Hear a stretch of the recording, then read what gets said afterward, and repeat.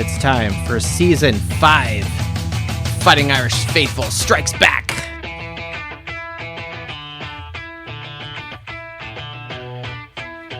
All right. Welcome, everyone, to the Fighting Irish Faithful Show, Season 5, Episode 1. And this is pretty amazing. Volume 120 of all time. Thank you so much for joining me. Very excited to be podcasting. Got a lot of people already on, ready to contribute, to talk. And big topics, obviously, Notre Dame has the blue and gold game on Saturday. The weather, it looks to be much more favorable this year than it was last year. And yeah, we're still part of Leprechauns Media, and happy to be carrying the flagship banner with them. Quick plug for Dos Leprechauns. We're not just sitting on our laurels here. Season 10 of the Dos Leprechauns show will premiere on Sunday at 9 o'clock a.m. Pacific time, so get to Mass early, you West Coast people. So Sunday, 4/21 at 10 a.m. It's going to be a recap of the spring game, spring practice, and a little bit of preview for the draft preview. Or the NFL draft, really. Now, in order to entice you even more, we are having an Xavier Watts giveaway. I'll just put it that way, for all new subscribers or current subscribers. So go subscribe to the YouTube channel, the Dos Leprechauns YouTube channel, for that. And yeah, welcome. Thank you for your support. You're welcome, Jason. He asked me to do that. All right, before we get to people, I didn't get a shout out or a call out per se with respect to but hey, you know, we're on Twitter. Well, now it's called X, right? We're on X. I am at faithful_Irish. And this is a new person here at Byron11243210. I don't know if this is a bot. But anyway, the tweet was basically asking me what my worst Notre Dame game I experienced in person was. Not that we want to start on a downer, but he was kind of like, the way the tweet was worded, it was weird, like calling me out, "Are you a real fan?" Now, I don't know what that means, but Byron, look, you clearly know nothing about me, and that's fine if you're new to the show. And anyone who is new, lifelong Notre Dame fan, live here in the Indianapolis area, an alum, have a grad degree from the place, and yes, I also podcast. But hey, I got a wife, 2 kids, and a mortgage, car payment, the whole 9 yards there. But to answer your question, so I have an honorable mention and my top 3 worst losses here. And the number 1 and 2 are really close. It's kind of hard to pick. But the honorable mention is the Pitt game of 2008. That was the 4 overtime sprinkler game that we lost 33-36. The third place is Notre Dame versus SC in 2009. And that was actually kind of a good, exciting game. But, you know, SC was just a stronger team, and, you know, we had Clausen with the turf toe and everything. And we kind of, I think, made an honorable fight back at the end of the game. Just didn't go our way. Some bad play calling, bad execution, and SC was a better team. I have here number 2, Tulsa of 2010. So Kelly's first year, that game, Chris gets injured. We're down by Tulsa. Reese comes in, then Reese throws a pick, and then Tulsa, you know, right in the fourth quarter with, you know, less than a minute left. And so that's second worst that I've experienced in person. Most of the games I've seen in the stadium are actually wins, which is good. And then I have the worst loss was 2008 Syracuse. That was a 23-24 loss. I was there. I was a student. There was snow everywhere. I was freezing. Syracuse was bad that year, though. They were 3-9, and they finished 109th in Sagarin. Now, UConn is not on this list just because the UConn game was bad, but the season was kind of over and done with at that point, and we're like, just get Charlie Weiss out of here. So it was kind of par for the course. So that one was bad too, so maybe that's another honorable mention. But lots to talk about. Got some out-of-the-box random stuff. We want to talk about spring game. We're going to talk about quarterbacks, new athletic director. But let's get to some people here. So I do not see my co-host Red Snapper here. And then Irish JTL. My son's going to bed. I'll tell you guys, go Irish before you're going to. Can we accommodate quick? All right. So yes, we'll bring Jason, you on first, all right? You're pulling the kid card. I respect, I understand. At Irish JTL on the X on the Space Live. Join us. Join us live. Join us now. Or join us at your convenience. I don't know. Otherwise, we're just going to just pop it on to Jay here and to Coach Parsegian because they were the next two guys that came on. Yeah, this is what we'd like to do. Have some more fan interaction, not just me talking into the ether here. Let's get some more people. Jay. All right, he's going to say it, and then you can move on to somebody else. That's all right. Go Irish. That's my younger boy, Simon. He's 9. He's got to go to bed, but he wanted to tell you guys go Irish. So all right. You can move on from me now, but he wanted to say it. So thanks, Joe. No problem. No problem, man. You come back anytime, and thank you, Simon. Go Irish. Love it. Jay, let's go. Let's leave Iowa and go down to Texas. Unless you're on travel or something, or sometimes you're in the Caribbean. You're in exotic places.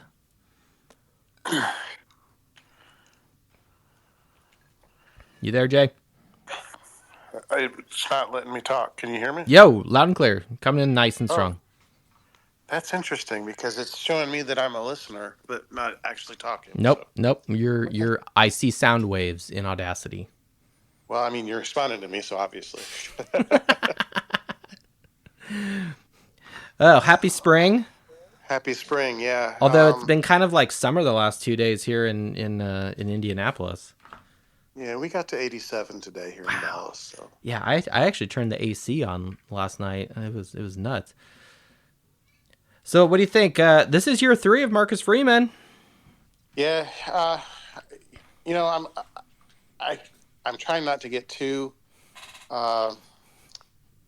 excited about it. Why yet not? because, get excited. Well, I go back to because the discussion today was about the Hurricane game and who was who was the assistant head coach of the Hurricane game. Denbrock. Yeah, but Kelly, did Kelly really hand him the keys to the car? He didn't hand anybody the keys to the car. That's my point, right? Yeah. Yeah, the one time he did it with Denbrock was the LSU game, the in 2 years previous, right? Yeah. And that was 2016 was such a cluster. You had like the Mike Sanford experiment going on simultaneously.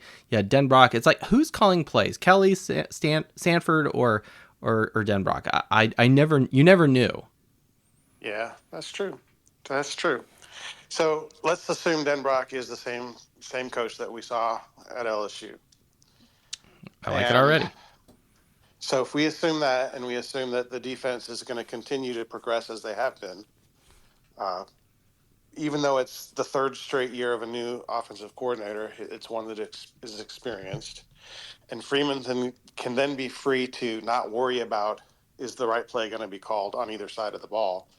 I think that, all the ingredients are there, assuming no injuries. Oh, yeah, that's always key.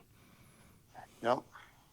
Now, speaking of injuries, are the quarterback that people are crowning the starter, Mr. Riley Leonard. And don't get me wrong, he is a talent, but he's going to be nursing an injury here coming back. What do you make of that, or do you think that's a good thing because then we get to see the other 3 quarterbacks? What's your take on that? Yeah. So with him, if he plays in the spring game, which I doubt he will. Mm-hmm. But if he doesn't play in the spring game, I think that lends the team for depth because I think everybody's going to stay through to the fall. Mm-hmm. I don't know enough about Leonard to say that he's the best quarterback that we've got. Right. He has the most reps, which is a great thing. But if I look at his stats from Duke, and granted Duke his own right is not a great team. Yeah, in his own right, it's not a great team. So he put him in a position to be a good quarterback on a better team. He could elevate his numbers, but I mean his numbers were just okay at Duke. When he started. I mean, they weren't like out of this world. But then he also has, a lot of reps. So, the only other person who I think right now has a shot at starting is Angeli. And Yes. I think, and again, you look at Angeli in the bowl game and they weren't playing, starters against starters. But I Yeah, mean, I he mean, looked really we good. had kind of well, that's kind. I think that actually works in his favor because he was not the starter going in. The offensive line was a little bit of patchwork for him, but they did okay. Receiver room was just evaporated, okay, at Notre Dame. And I don't believe, if memory serves me well, I'd have to go back and check, my show notes from, January, December, whenever that game was. I believe that Oregon State's defense was actually not as depleted as their offense. So he was going against ones on the Oregon State side. Granted, it's Oregon State, but still, it's like, well, like Yeah. it's very rare that Angeli has come in and screwed up. I there's a couple of games here and there, and it was one of the games at home. His first time in, he throws a pick. So I'm like, okay. But other than that, Don't let like, that bother him. Yeah. I mean, he's been a smooth operator in the backfield. He doesn't look panicked and freaking out like Dan Christ used to. He doesn't get happy feet. He doesn't. He seems to take care of the football. He's not carrying it around like our boy EG used to, right? And there's a soft spot in my heart for Everett Golson, but like at the same time, it's like, dude, like you got to take care of the football. You're just being derelict of, there's just some basic rules of engagement you're clearly violating here, and you're a liability. So I'm glad that Angeli does not do those things. Now, those are kind of like negative arguments. Like, I'm not actually talking about like, oh, his vision downfield or his arm strength, or like these are more like his accuracy, his timing with the receivers. These are more like positive things that maybe you could start saying, well, okay, let's look at Leonard, let's look at Minchie, let's even look at Carr, right? If any, the last thing that's been blowing up I've seen from some of these, highlights from spring practice, is, Carr throwing, passes on frozen ropes to, people like Cam Williams. You know what I'm saying? Yeah. And maybe that's just one of those things where it's like true freshman quarterback, true freshman receiver. They're clearly linking and syncing up. They're making that connection early in their career at Notre Dame. I don't know. So I think the Carr's advantage right now is I think he's got a offensive coordinator that he's going to have for at least a couple of years, 3 years. Oh yeah. I mean, if you think about Angeli, he had Reese in his first real year, and then he had third choice Parker, and so now wait, third really, choice? truly, Wait, who is second choice? Reese? Yeah, well, we keep Reese, right? So that was first choice. Oh, okay. Never mind. Sorry, I didn't mean to throw you off. Yeah. No, that's fine. Parker was like, well, this is all that's left at the table here, I think. But I think the quarterbacks coach actually called that bowl game. Yes, so, that's right. As long as he and Denbrock can work well together, and they seem to be so far in the spring from everything that I've seen, I think the offensive side of the ball is going to be good, and we'll just have to see how quickly they all get up to speed to his schemes, because it takes a little while, and the defense showed us that first year when we had we went from Freeman on beyond. It took, even when Freeman was his first year as defensive coordinator, it took 2 to 3 games before they really started clicking. So yeah. I mean, there's no doubt that I think Gino Guidugli called an excellent game against Oregon State. I mean, look at the scoreboard, right?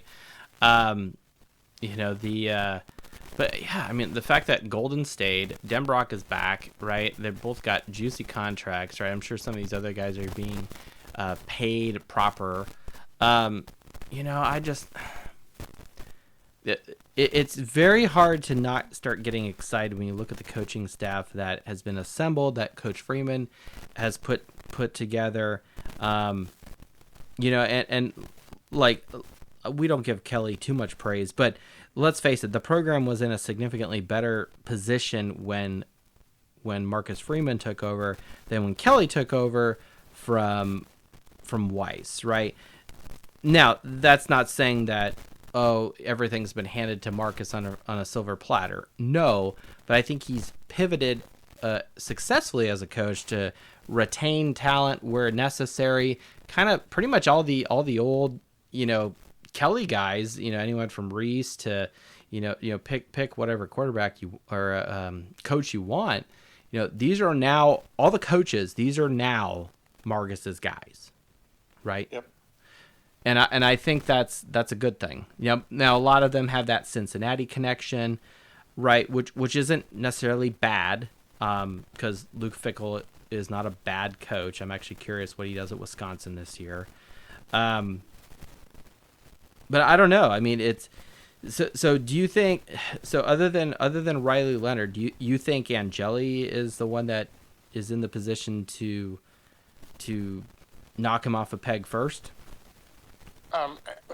Asking me today before the spring game, yes. Okay. Yeah, going into the spring game. That makes sense. Now, there could be some surprises at that spring game, I mean, just like there was a little bit of a surprise, a little bit of hype coming with Carr out of the scrimmage. Yeah. So, well, and who's to say, and this matter to me. I think this will be the topic for next week's show post spring game on Saturday. No, we will not do a live show, right after the spring game. We're not going to do that. I'm actually going to be watching it and recording. I'm not even going up to the game. Yes, some fan I am. I have other commitments to do this weekend. However, I can analyze the a little more objectively, watching the replay. And I don't have to be distracted too much with dad duties, at least in the stadium.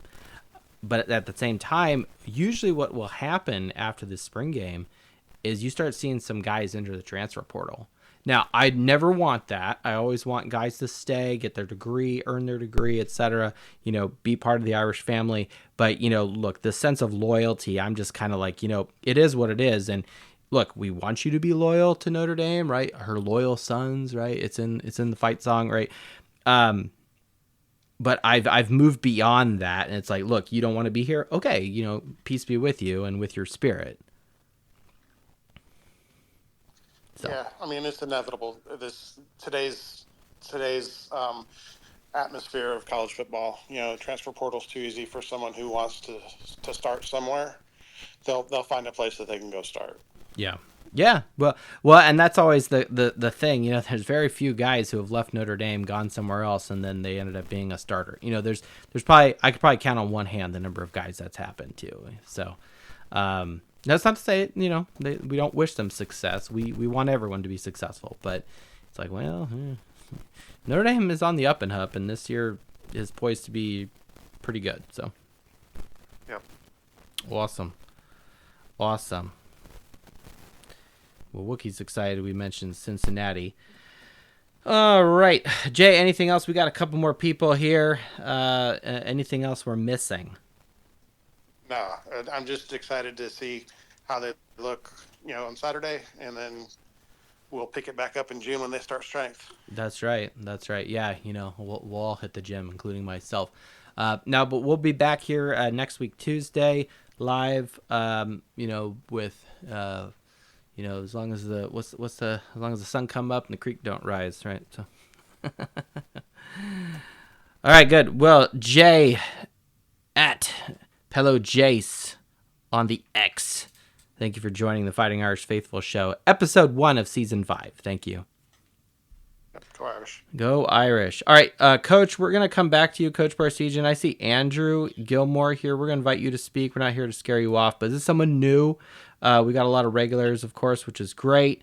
But Andrew Gilmore, says you're listening here. Oh, X is freaking out on me. I don't know what just happened. But anyway, we'll just keep moving on here. Why hasn't Colsey left? He could start in the group of 5. That's a good question. I don't know the answer to that. Andrew Gilmore, would you like to speak more on this subject? We've invited you to speak. If not, no big deal. What's funny is So maybe this makes me a bad podcaster or a bad host. The spring game is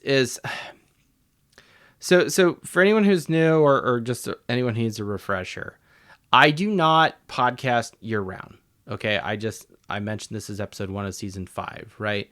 I have not done a show. We did a St. Patrick's Day show, which was kind of just for fun, coupled with the end of the season recap after Michigan wins the Natty. Okay, let me go puke into a bucket over here.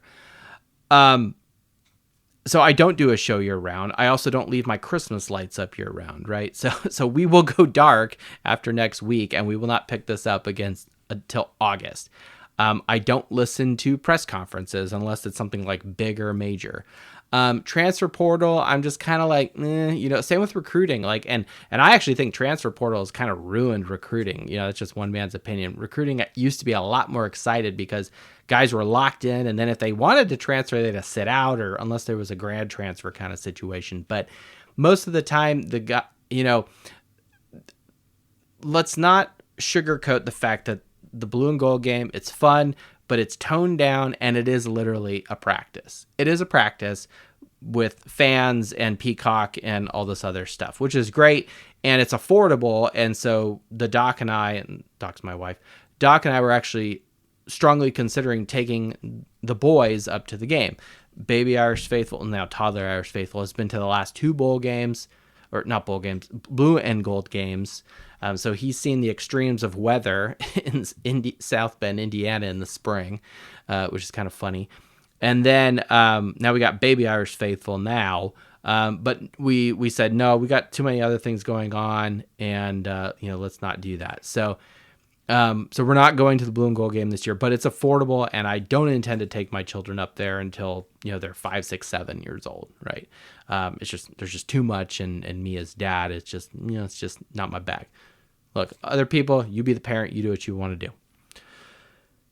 Back to your question about Colsey, I really don't have a firm opinion about this, because everything, well, I have an opinion, but I'm not there. I'm not the coach. I'm not at practice. I'm not watching practices. I am not credentialed media. I have a regular job, and and these are all excuses, right, for not really. But at the same time, I don't watch every single highlight clip that Notre Dame Fighting Irish Media puts out of practice. So we're seeing the cool stuff, the stuff that's awesome with epic killer music, right? It's very exciting. Okay. I don't put a lot of stock into that like I used to. And I don't listen to press conferences because it's mostly just coach speak.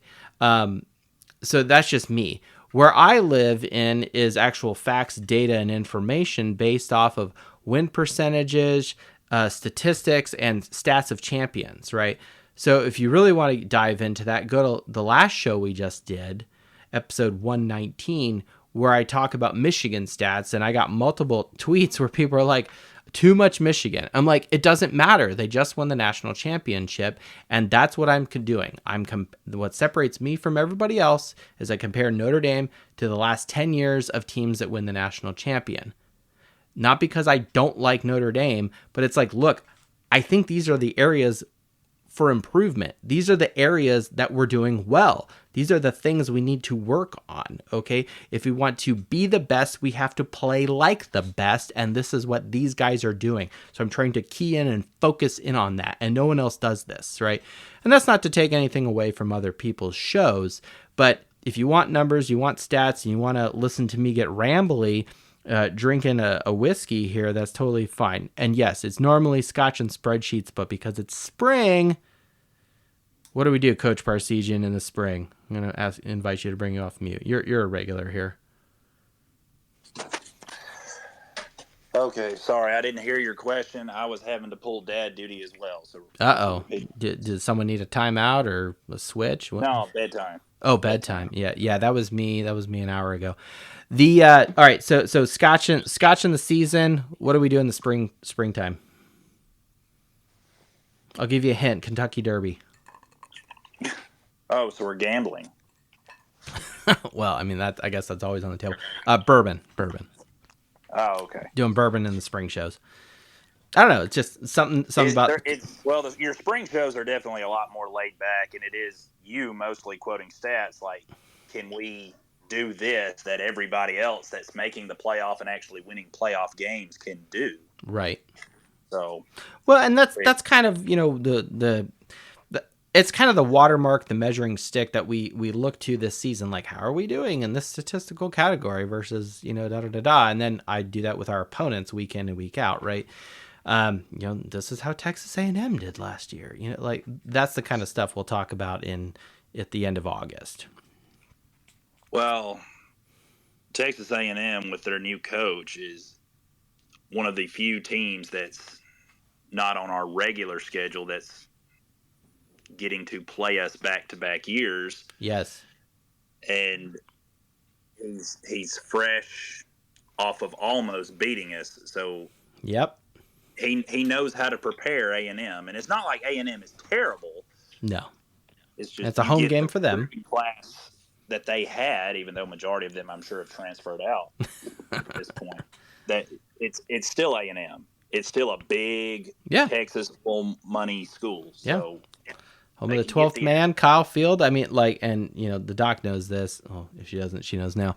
The wannabe looking military male cheerleaders doing the female cheerleader hand motions and spirit fingers. So, I mean, I have nothing against cheerleaders because they can pummel me into the ground. But at the same time, there's some odd stuff.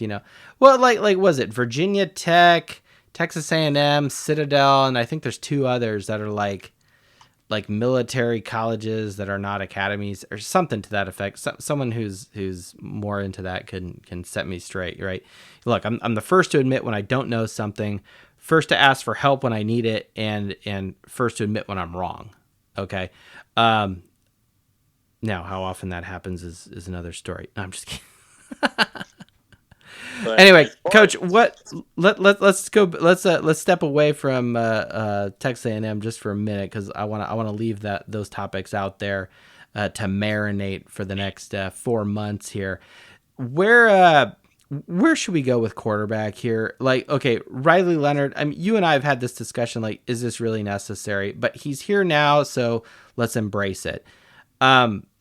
He's probably not playing on Saturday. So that leads the other three guys. Okay. Who are you most interested to look at? Well, I won't be able to watch the spring game. I have a prior commitment. But if I were watching... But you have Peacock, so you could probably watch it there. I do not have Peacock. Oh, what? What kind of fan are you? Oh, I'm not downloading an app that glitches beyond belief to watch one home game a year. But okay, fair enough. It is cheaper, though, than a ticket to the game.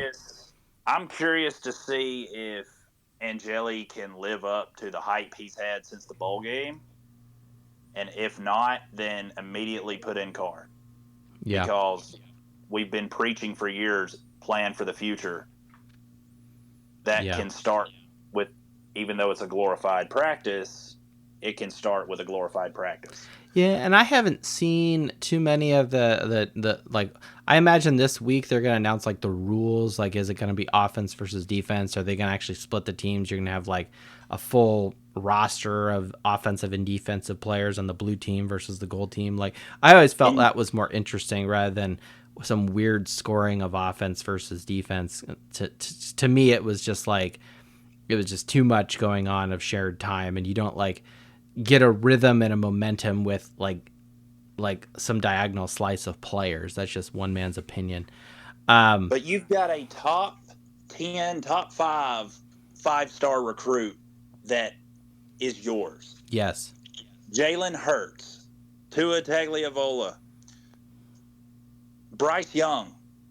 A true freshman can play immediately and lead you to either a national title or the national title game. Yeah. Just yeah. do it.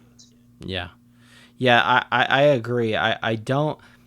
To me, it's all about, how are you executing? How are you controlling the ball? Are you able to move the offense? Are you able to be a leader? Are you helping us win at your position? And if that is Carr, I have zero problems with him rolling out as QB1 in Kyle Field. I have zero problems with that. Now Andrew had an interesting comment here. I want to give him some. He says something about, I think Angeli is sure to because. I think Angeli now, for sure, because of his 2 interceptions in the last scrimmage, he could be playing himself out of the picture.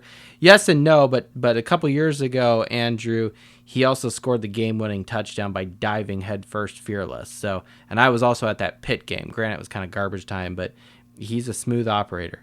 Then he says, Freeman has struggled at times on the road. True that. He has put... Louisville game.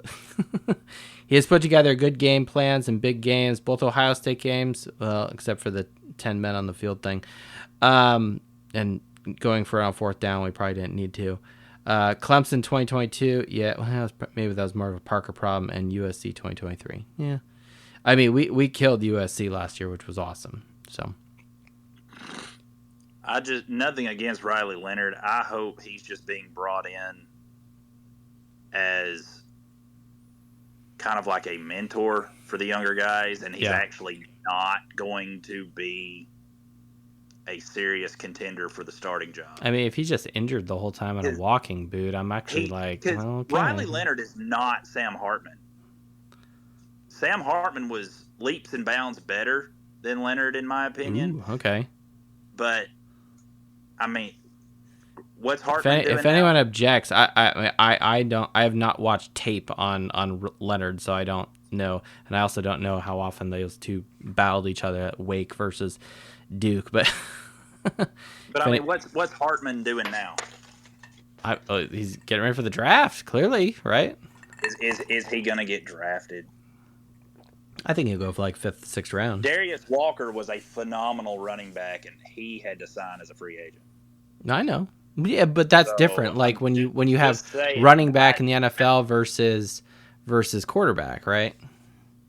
If somebody drafts Hartman, it's probably going to be so he can be eye candy for the female fans. Oh, I thought you were gonna say something like the Winnipeg Blue Bombers or some CFL team. So that's probably in the very near future for him. No, that's Jack Cohn. I think Jack Cohn is actually like starting for like Alberta or not that I watch CFL, but I remember seeing something about Jack Cohn being, playing CFL. So hey, respect. But if Hartman does break out on an open run, it's going to basically be 2-hand touch this upcoming year. It's exactly the hip anymore. Yeah. Coach Parsegian, we are stacked on people. We got tons of people. Anything else you need to leave us with? Just. Not much, really. Just it's a practice. I'll have to check highlights of this and that on Twitter, X, whatever we're calling it now. Yeah, so. I'm sure you can find some clandestine recording of it on the internet at some point. So without going to Peacock. So at Coach Parsegian on the Twitter. Well, now it's called X. It's really hard to break when you're using one social media platform and then it gets rebranded. So. All right. Coach Parsegian, we're done. All right. Thank you. Let's see. Andrew's there. We'll bring Wookie on here. We'll invite you to speak at Wookie4C Elliott on the Twitter. I don't know. What, are you working right now, man? What's going on? If not, while we're waiting for Wookie, we'll bring Uncle June on at Justin Cates. Put down the cheese crisp at Makaios. Uncle June, you there? We got all these people here. What's going on? I mean, I'll go round robin on this sucker if Wookie and Uncle June don't jump on. But maybe you guys are just listening. That's fine, too. All right, Kevin Davis. At Davis0560. I know you want to talk about defense.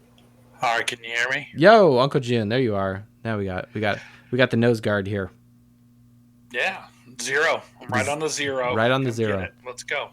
Lock it up. It'll be fun. Everyone get over to the Etsy store. I don't know if it exists anymore, but if it does, go ahead and buy your hoodies, T-shirts, your cross-branded products from Fighting Irish Faithful. Don't miss out. They're may not be there for long. You may have to go over to the Whammy Swag store for Dos Leprechauns. I think we've kind of passed the torch on. It's funny about that. I think the only thing that was still on the show, or excuse me, on the store in the off season was like a koozie.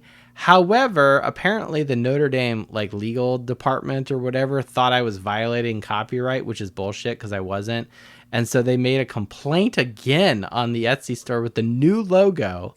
And they said Fighting Irish Faithful was too close to Fightin' Irish, because technically it's Notre Dame Fightin' Irish, not fighting. But anyway, it's like, are you fucking serious? And I was really tempted to like actually print a shirt customly and just send it straight to their office in Grace Hall with a giant middle finger attached to it. But I figured that was a touch much. So. Well, maybe it's just the number one. It's not a middle finger. It's just the number one. Yeah, right? you're just not using the index finger. You're using the next finger over. The one that's bigger, right? Big number one. Okay. Yeah, maybe you don't have an index finger, and that's none of their business. Yeah, that's right. Yeah, health, privacy, whatever. All right, Justin Cates, welcome back to the Fighting Irish Faithful Show. Welcome to Season 5. Hey, thank you. I just wanted to point out, I think that if you guys can get your sort of eyeballs on some practice reports from Saturday, you'll probably find out a lot more about what this season will look like than the blue and gold scrimmage. Looks like the defense will be the truth, and the offense will sort of have to prove itself. But and I also think they brought Riley Leonard in to be the guy. I don't think there's they think he's going to be the guy. Who knows if he'll be the guy? I can tell you now, as someone who's had multiple foot surgeries, it's not good. Like I heard people saying, like, "Oh, it's just going to make it stronger." Like, bullshit. I don't care how young you are. You have two. I mean, there could be a third operation. I mean, that he's had already. So 2 to 3, that's a lot. I mean, even if one's a tightrope, it's supplemental. It's still a lot of cutting and recovery. But hopefully, he's just going to be handing the ball off to the stable of backs. That's what I'm talking about. Yeah, if you just run the football RTDB, then you don't have to worry about this crap, right? No, not at all. Just run the football with Payne and Price, and they call it good. All right. So we don't play Arizona State, or we don't go down to Tucson, right? Where did those teams end up? Like, since the Pac-12 dissolved. Where did the Arizona teams end up? Are they in like the Big 12 or something?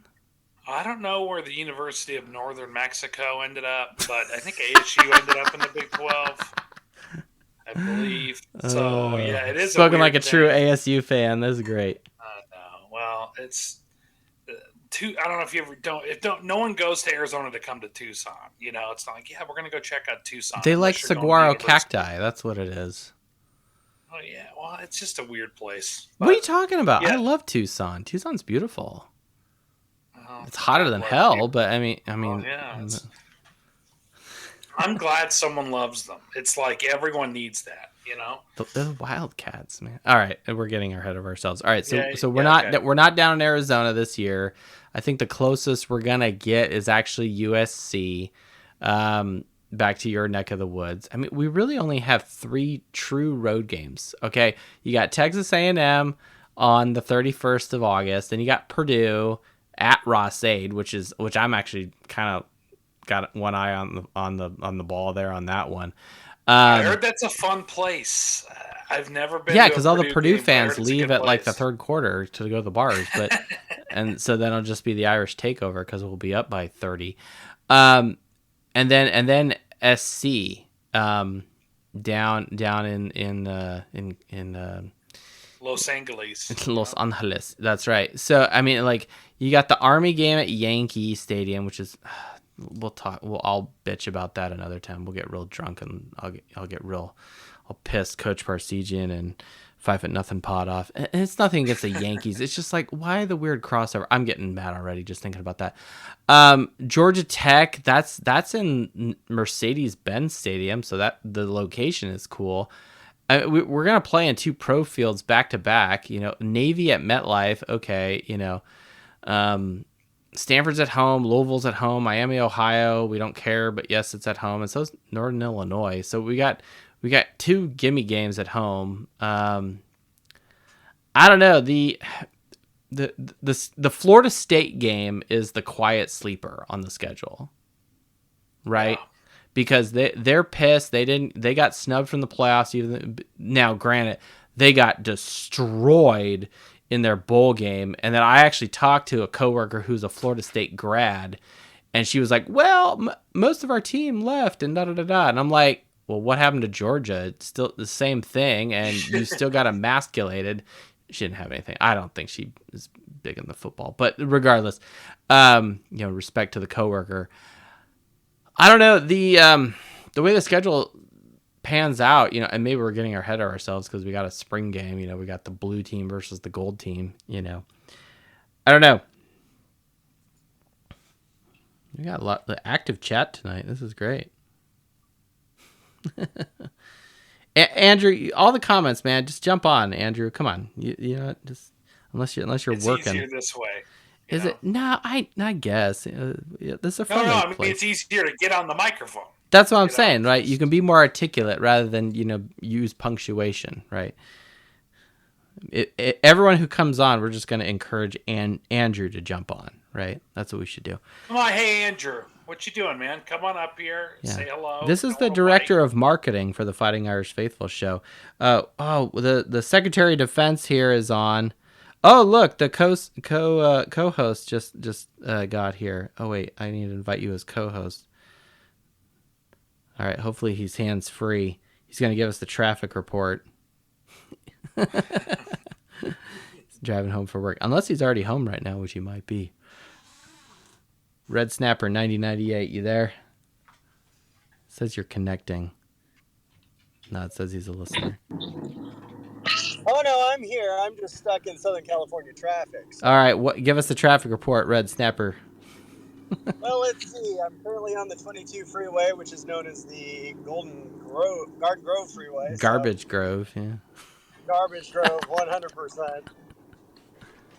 But I'm cruising at a very steady 5 miles an hour. Right now. Orange Crush. Orange Crush. The 22, the 57, and the 5. 57, yeah. You could take the 5 all the way from Mexico all the way up to Canada. Tell me you're from California without telling me you're from California. You say "the" in front of every the freeway, exactly.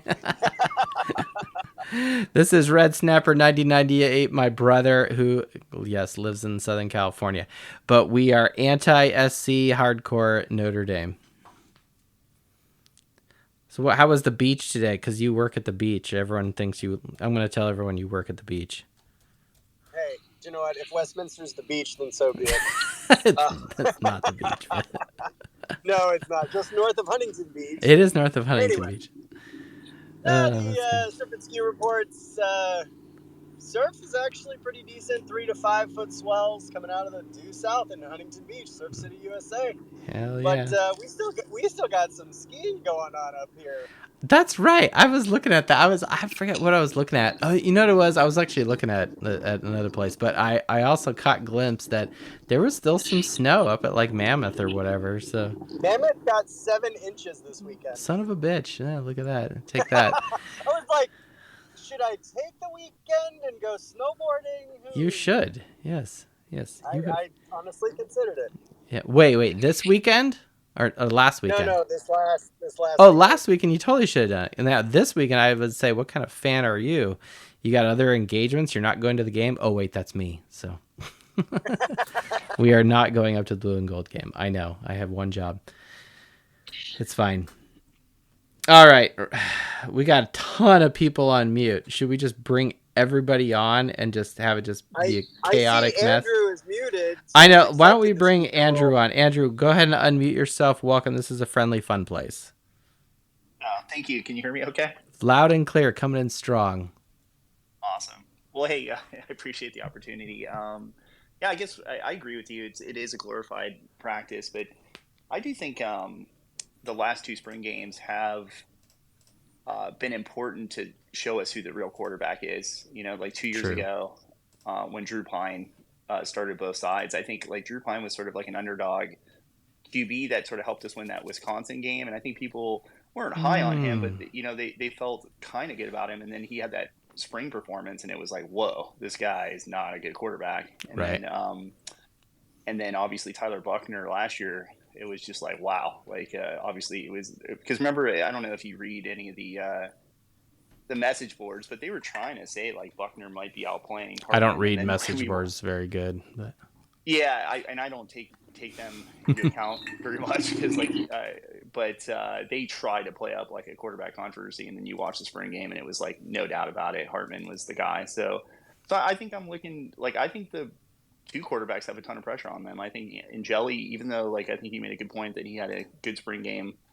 What was it, last year or 2 years ago? I can't remember, but had a good spring game. 2 years ago, it was really good. He looked better in the spring game than Drew Pine. I will say that. Totally. Now it's funny you mentioned the Wisconsin game, and if I had better catalog of this, I actually recall talking about Drew Pine and the Wisconsin game and some of the details about that. So I'm gonna find that audio clip and make sure you get that, Andrew, because cool. it may actually kind of shatter your crystal vase you have there and this pedestal that you're putting Drew Pine on, like, oh, look how great he was at Wisconsin, clearly da-da-da. Actually, if you break it down, it's not as sexy as... I remember that statistical breakdown, and that was pretty eye-opening. I will remember I that. probably lost 20 followers, but I don't care, right? So I just had respect for him because he probably, going into that game, he's like, probably like, I have no chance of playing. And then all of a sudden he's in the game. So and they won. Yeah, but obviously it was the defense played a huge role. That is correct. Yeah. At Andrew Gilm 41104. I'm giving you credit where it's due. Oh, thanks, man. Well, I just think that Angeli, even though he's had some good performances, I always think about you're more like the statistical guy, and I just think about more the storylines, and I just don't know if Angeli has a lot of people on the staff that are really pulling for him. So if he throws if he has another like 2 interception game like he did in the scrimmage, I just think that they might try to push Minchie or Carr as the number 2, and so I think he's got a lot of pressure, and I think Minchie's got pressure because he didn't do anything in the scrimmage, whereas Carr kind of shined. So if that happened again, I think they don't have any delusions. Like, Carr has been their prize prospect for literally 3 years. They've recruited him for 3 years. Now he's here, and if he shines again in the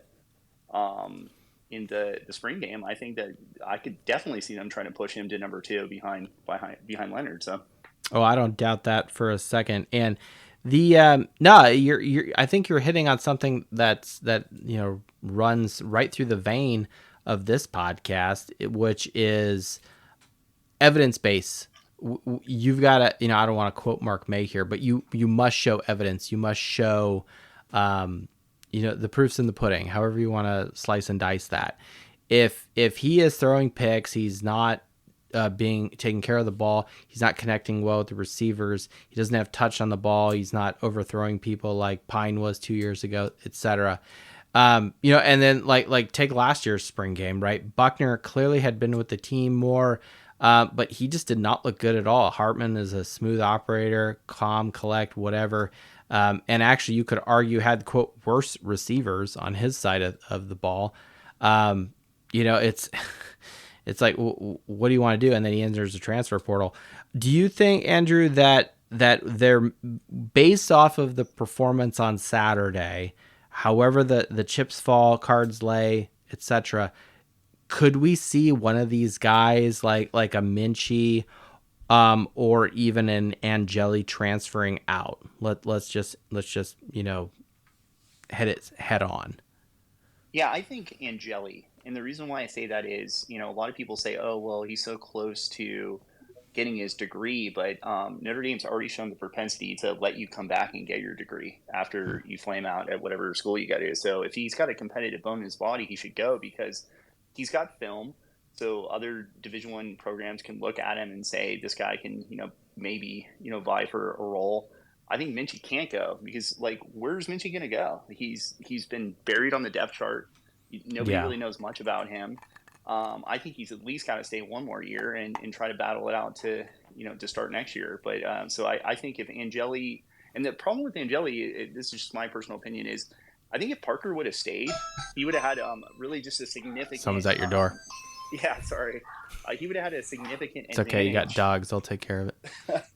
He would have had a significant advantage in terms of the playbook, but with Denbrock switching, and then I think Denbrock likes to push the ball down the field anyway, so that's not Angeli's game. He likes to check down, so I think that there's a chance that he might not do well, and then it allows a guy like Carter Minshew to be number 2. So you think the offensive system and how Angeli was recruited back in the day, or even Minshew for that matter, maybe doesn't gel with what you think Denbrock is going to roll out?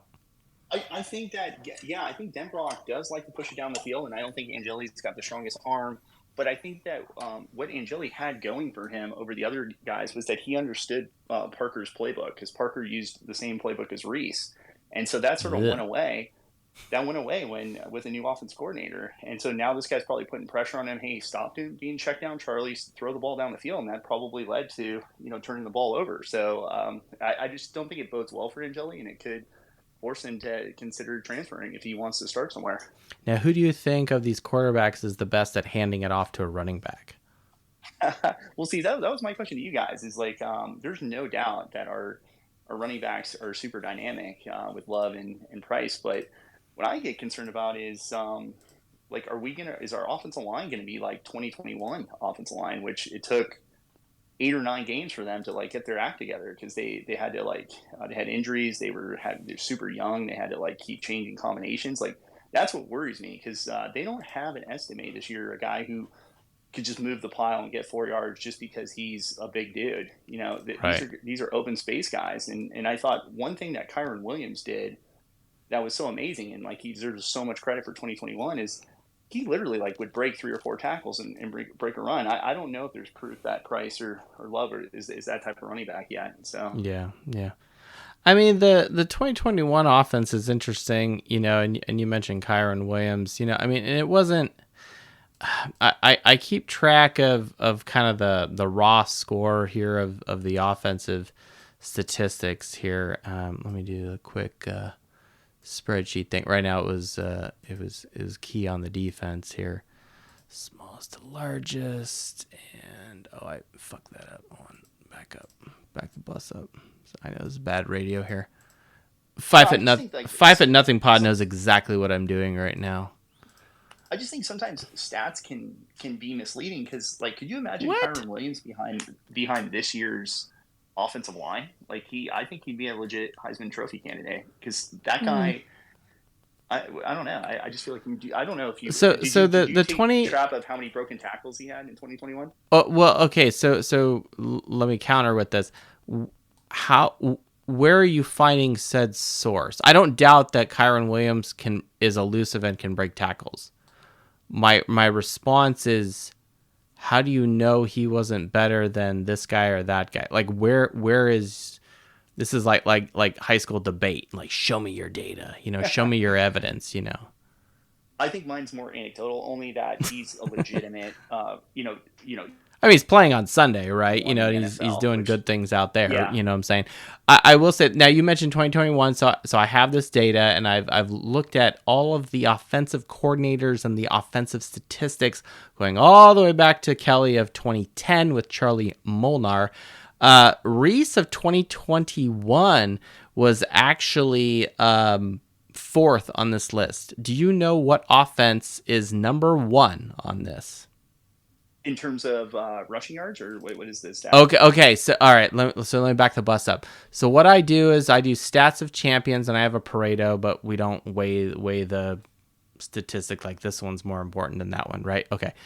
But what I do is I compare Notre Dame to national champions, but it's kind of hard to compare as college football evolves, because everyone kind of does the same thing. Everyone was doing power running, and then everyone was kind of doing, the spread was really popular for a while, and then you had like zone read kind of stuff, and now it's kind of going a little bit back to more power. I don't know, it's making me a little excited, but regardless, so what I do is I compare where was Notre Dame in said statistical category relative to everyone else in college football for that season. Sure. So, for example, random one on the page here, 2011, Charlie Molnar, our scoring offense was ranked 49th in the country. Okay. Wow. That same year, we were 18th in the country in third down offensive percentage. Okay. So if I take all these statistics and it's total touchdowns, scoring offense, rushing touchdowns, passing touchdowns, total offense, third down percentage offense, red zone touchdowns, rushing yards, red zone, I think this is just scoring percentage, passing yards, and a partridge in a pear tree. You add all those up and you end up getting like a golf score, right? You want it to be low. So like the best team that did rushing touchdowns was actually 2020. We were 5th in the country in rushing touchdowns. Okay. Okay.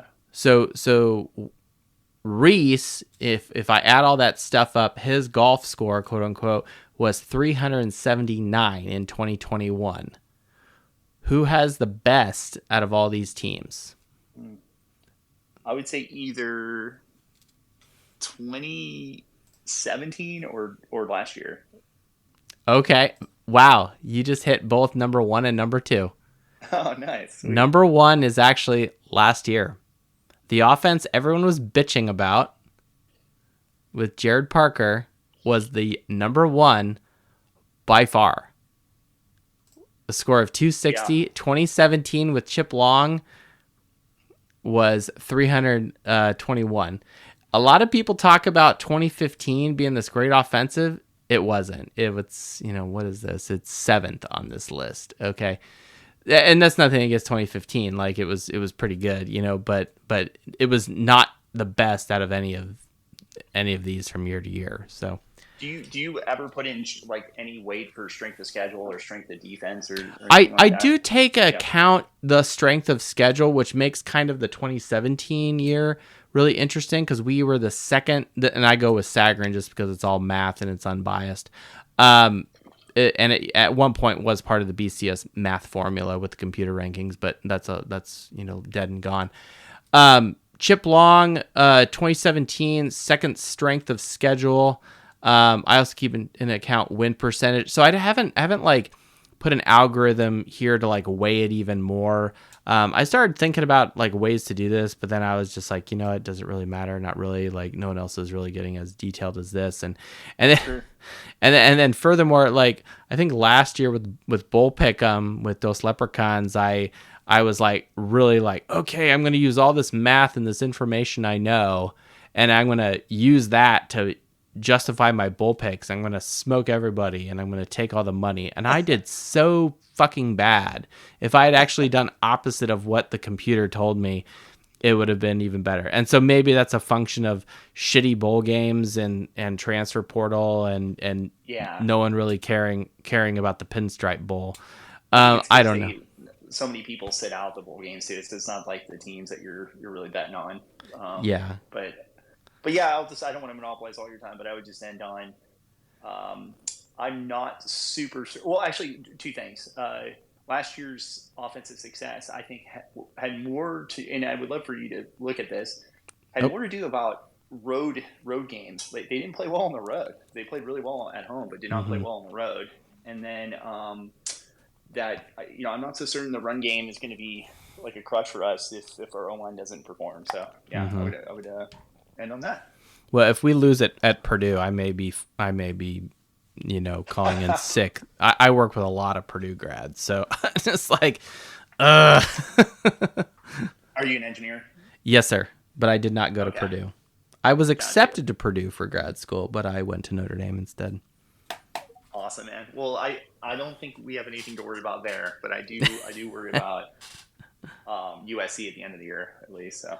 I mean, they're our rival, and time will tell what happens over there with that program. I mean, they're in the Big Ten now, so I got theories about the Big Ten and Notre Dame joining a conference, but that'll be for another time.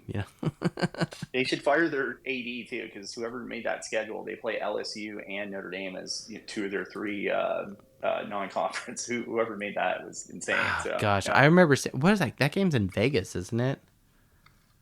I think the Vegas game, the LSU. I remember reading something that the LSU SC game was in Vegas, which Adam Dowling, who's listening here, he's like, let's play a game in Vegas every couple of years, which I'm with you that'd be there. awesome. That would be awesome. I'd rather play SC in Vegas than at the fucking Coliseum. That shithole.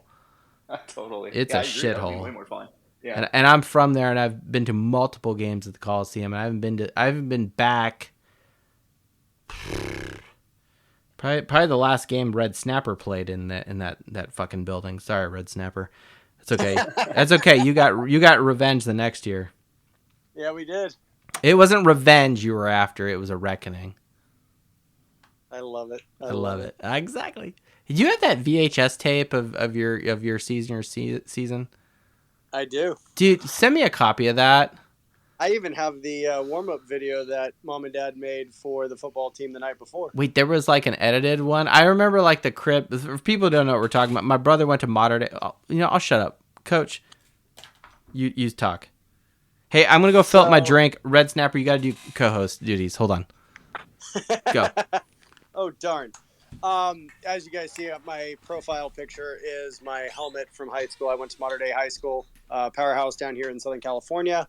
And yeah, we played Concord de La Salle. Should have beat them, didn't. It was the only loss of my senior season. And we revenged Long Beach Poly. As juniors, we lost to. We played them again in the CIF championship and destroyed them. Everybody thought we were going to get walked on. And that was definitely one of the best games ever. But going back into, we played at the Coliseum, lost there, played at the Coliseum again the following year and destroyed them. So it was a blast. But yeah, so my analytics and my experience come from the modern day pedigree, so to speak. So where Bryce Young and Matt Leinart both went. Nice. And John Hewitt.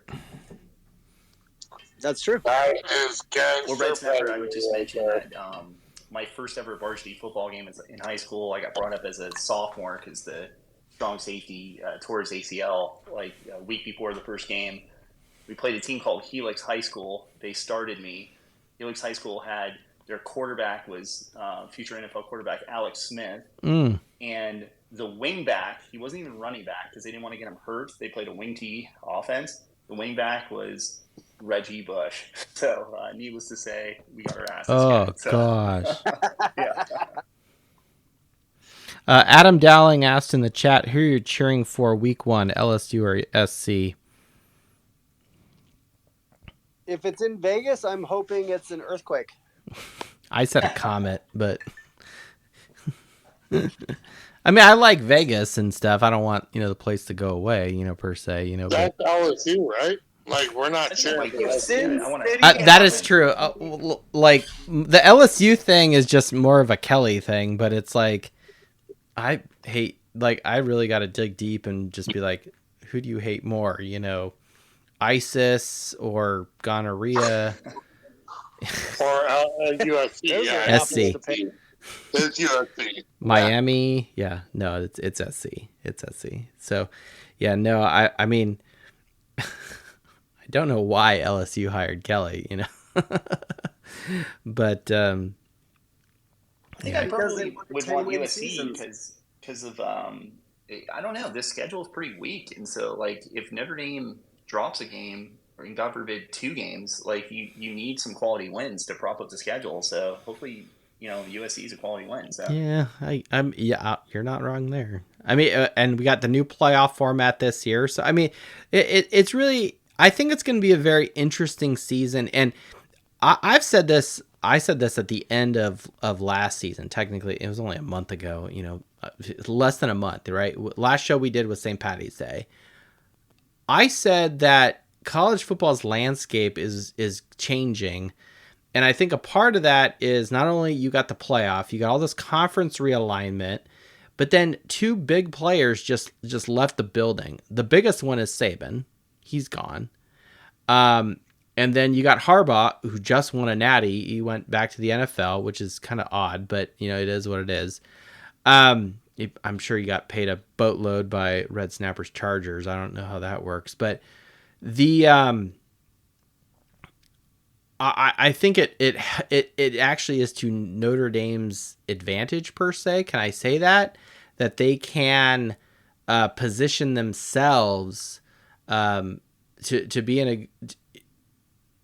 It's going to be new this year, and I'm not just talking playoff format. Like, I think that the teams that are at the top, you won't have the typical teams that you've had. I think a lot of pressure is on over at Ohio State and Ryan Day, if they can actually keep a fucking roster together over there.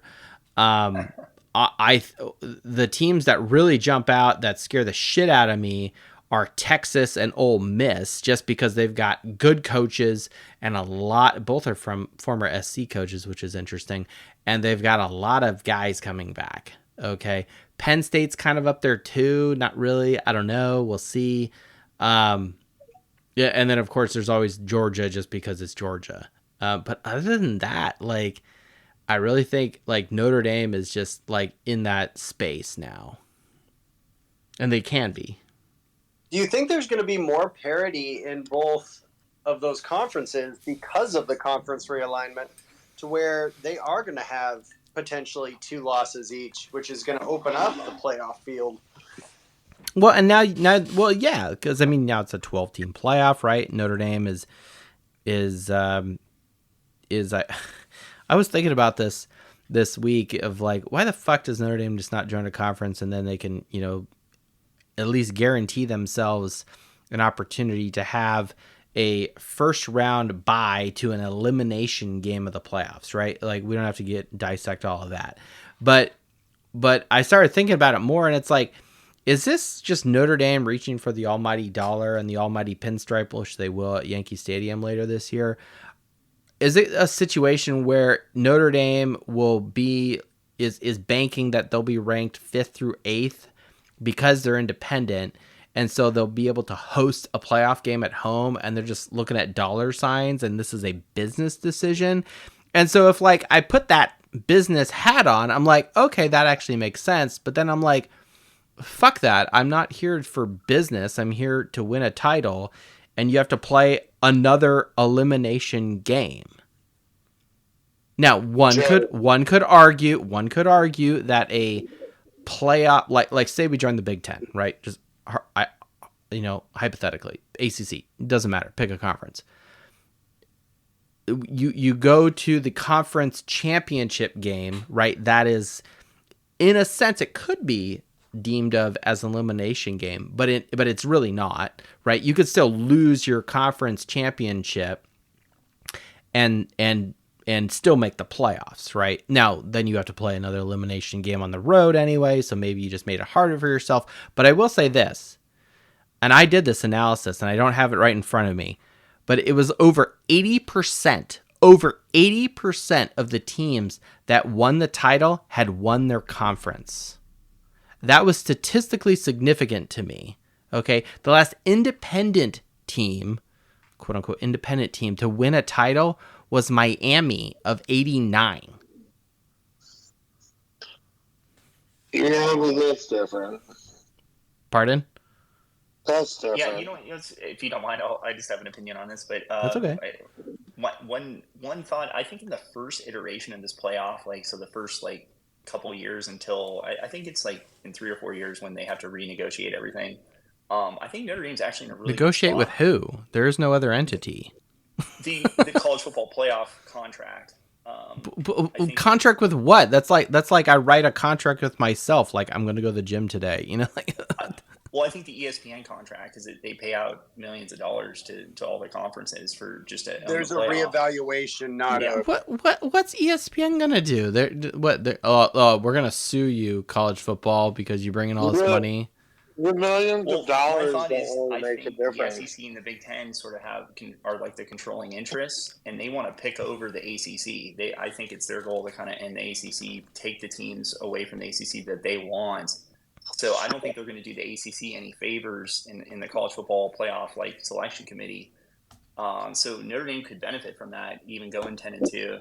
They look at Notre Dame as somebody who they can put in, draw viewers. They don't want to do any favors for any of the ACC schools until they can pick it over. So I actually think that for the first couple of years of the playoff, they might get preferential treatment in terms of at least making the playoff. That's just my opinion.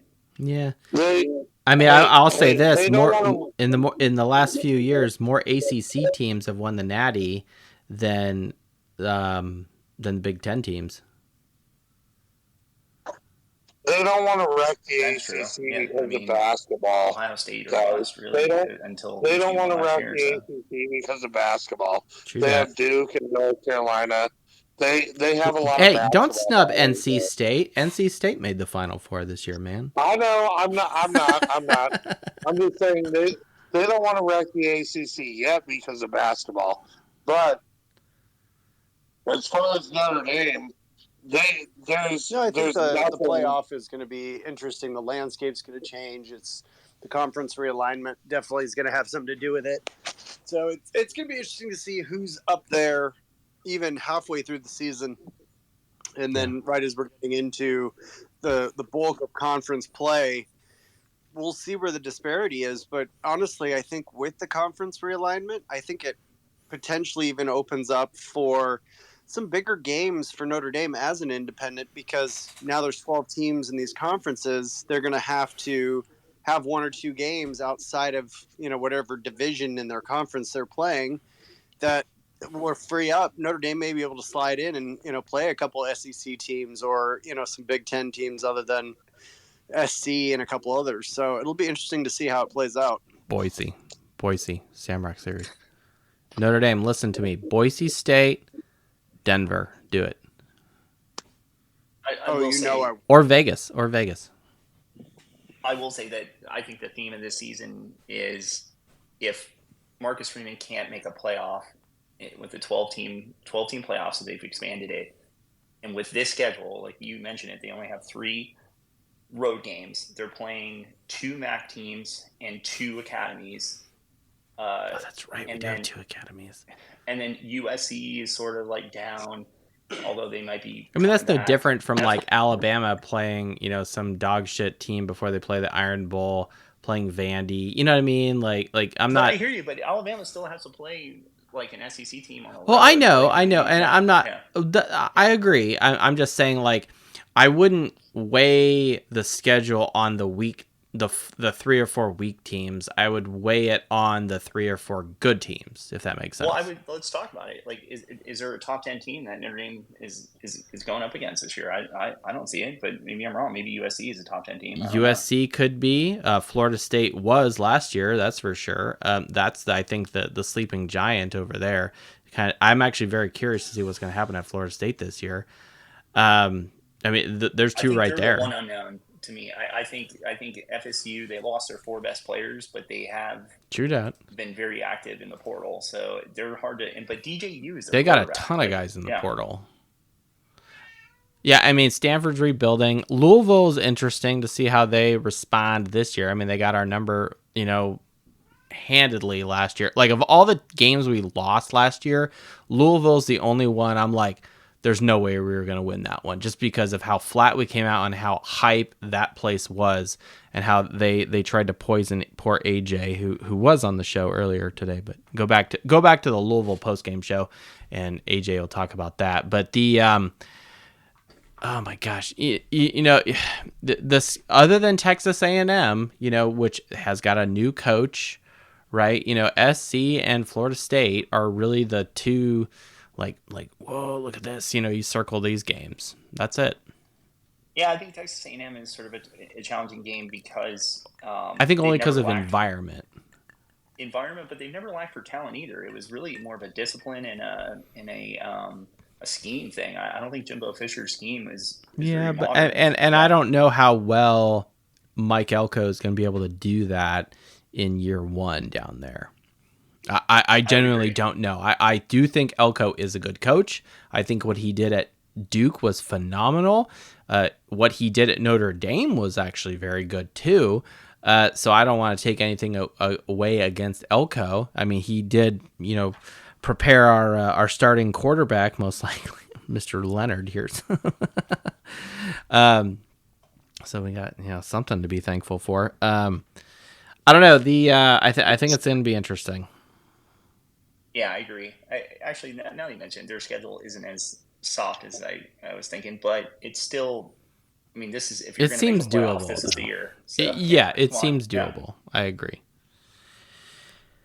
All right, good stuff. All right, we got 5'0" here and Kevin Davis. What's up, man? Miss Zoom Zoom, Jason Yeager.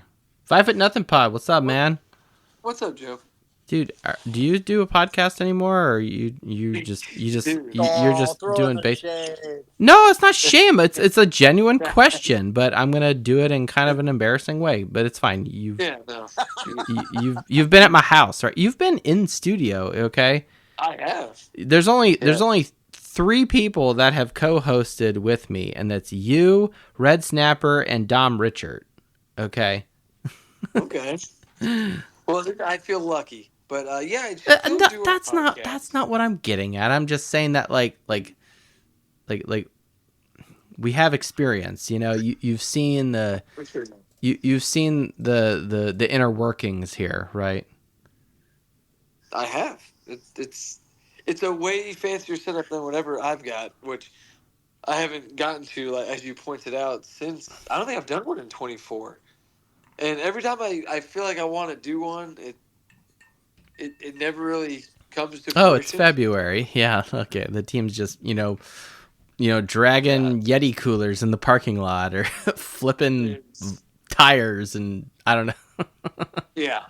There's not a lot there, and I'm officially, I was always involved with my son's baseball team, but I am the head coach of the 9U. Oh, so right. I'm not saying that takes up all of my time, but wait, are you the coach or the manager?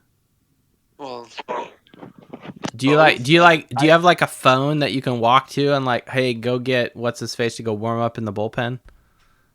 Well, not quite that extreme, but I do set the lineup. I do have to make all those decisions, but the point is I can't miss practices, and as you know, I got a new job, which we talked about, and yes, my time isn't as free as it once was. Combine that with year-round baseball and 2 practices a week and everything. I pretty much decided my podcast is an in-season event, and that's what it's going to be. So you also take your Christmas lights down, after Christmas is what I'm getting at. Oh yeah, they came down pretty quick. All right, came down pretty quick. Well, no, they did, because I knew if I didn't do it whenever in January when I did, they would never come down. And it's funny. I say that, and then spring break, I took down. So right in my walkway to my house was a little light that shined snowflakes onto the ground. That was still hanging up till spring break because I was too lazy to get the ladder that I needed to get it down. That's awesome. Yes, because that was a separate ladder than the lights that went on. Yes, snowflakes in Texas. It's the only way we get snowflakes is with a light. That's funny. But anyway, are we looking forward to the spring game? Anyway, we're moving on now. All right. Yes. So. Nice. Yeah, that's right. People who know. I actually have all this. Action. I have all this stuff here. Rainbow action. Yeah. To the next topic. 5'0" pod. We will have words with you and Coach Parseghian. I think we may do a quad host thing leading into that Yankee game. Because that's really what it is. It's the Yankees versus the. God. Why does it matter though? I mean.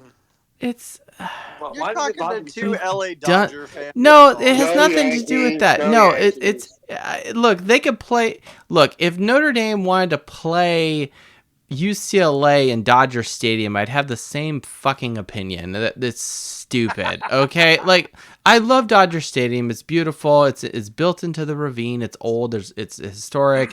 Yeah, Giants fans get stabbed in left field. Right, that's not my fault why that happens, right? You got idiots out there. Okay, that's not a reflection on me as a Dodger fan, right? And ask me how the Dodgers are doing. I don't know, don't care, right? Because it's hockey playoffs about to start. And my Stars. The only reason they're playing at Yankee Stadium is for money.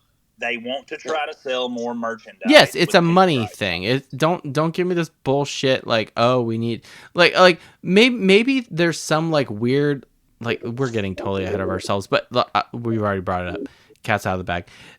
Maybe there's some like level where we need to like preserve some like historical essence that is college football and Notre Dame and Newt Rockne taking the team across the country to, Yankee Stadium to face off the Army and, da da da da and World War II and, whatever.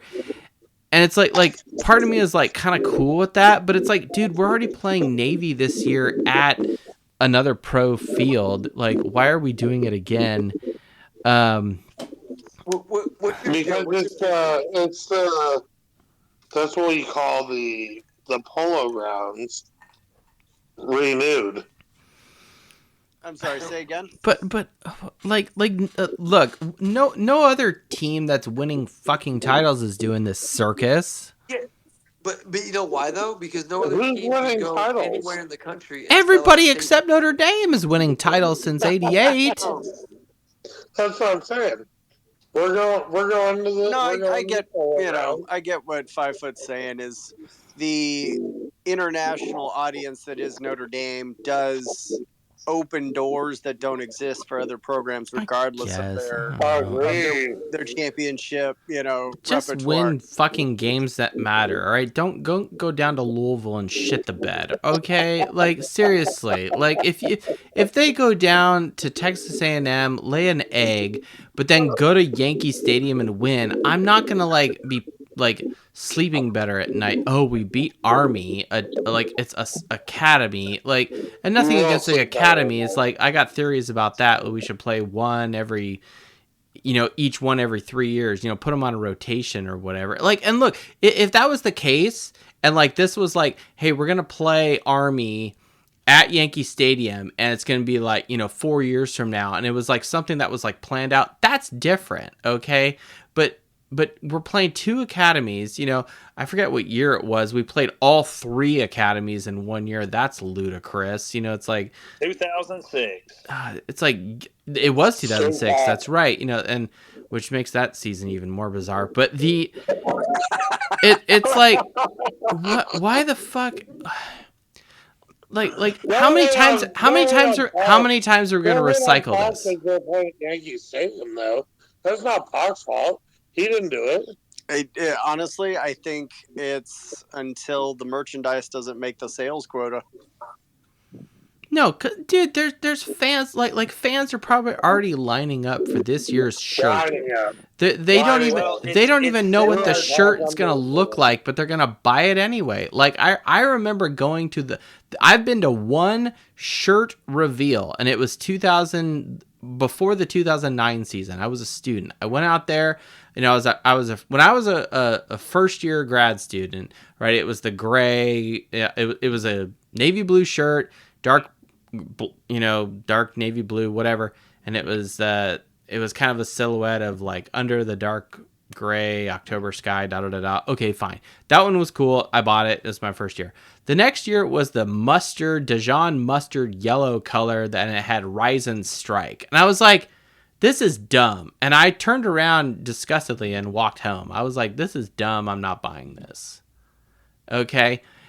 I don't buy the shirt every year. I will QC it. And I was just like, I bought, the last couple of years because they looked decent. But I didn't buy 2020 or 2021, whatever the green one was with the leprechaun and the guys, whatever on the back. There was just way too much. The front was cool, but the back, there was just way too much going on. I was just like, not my thing.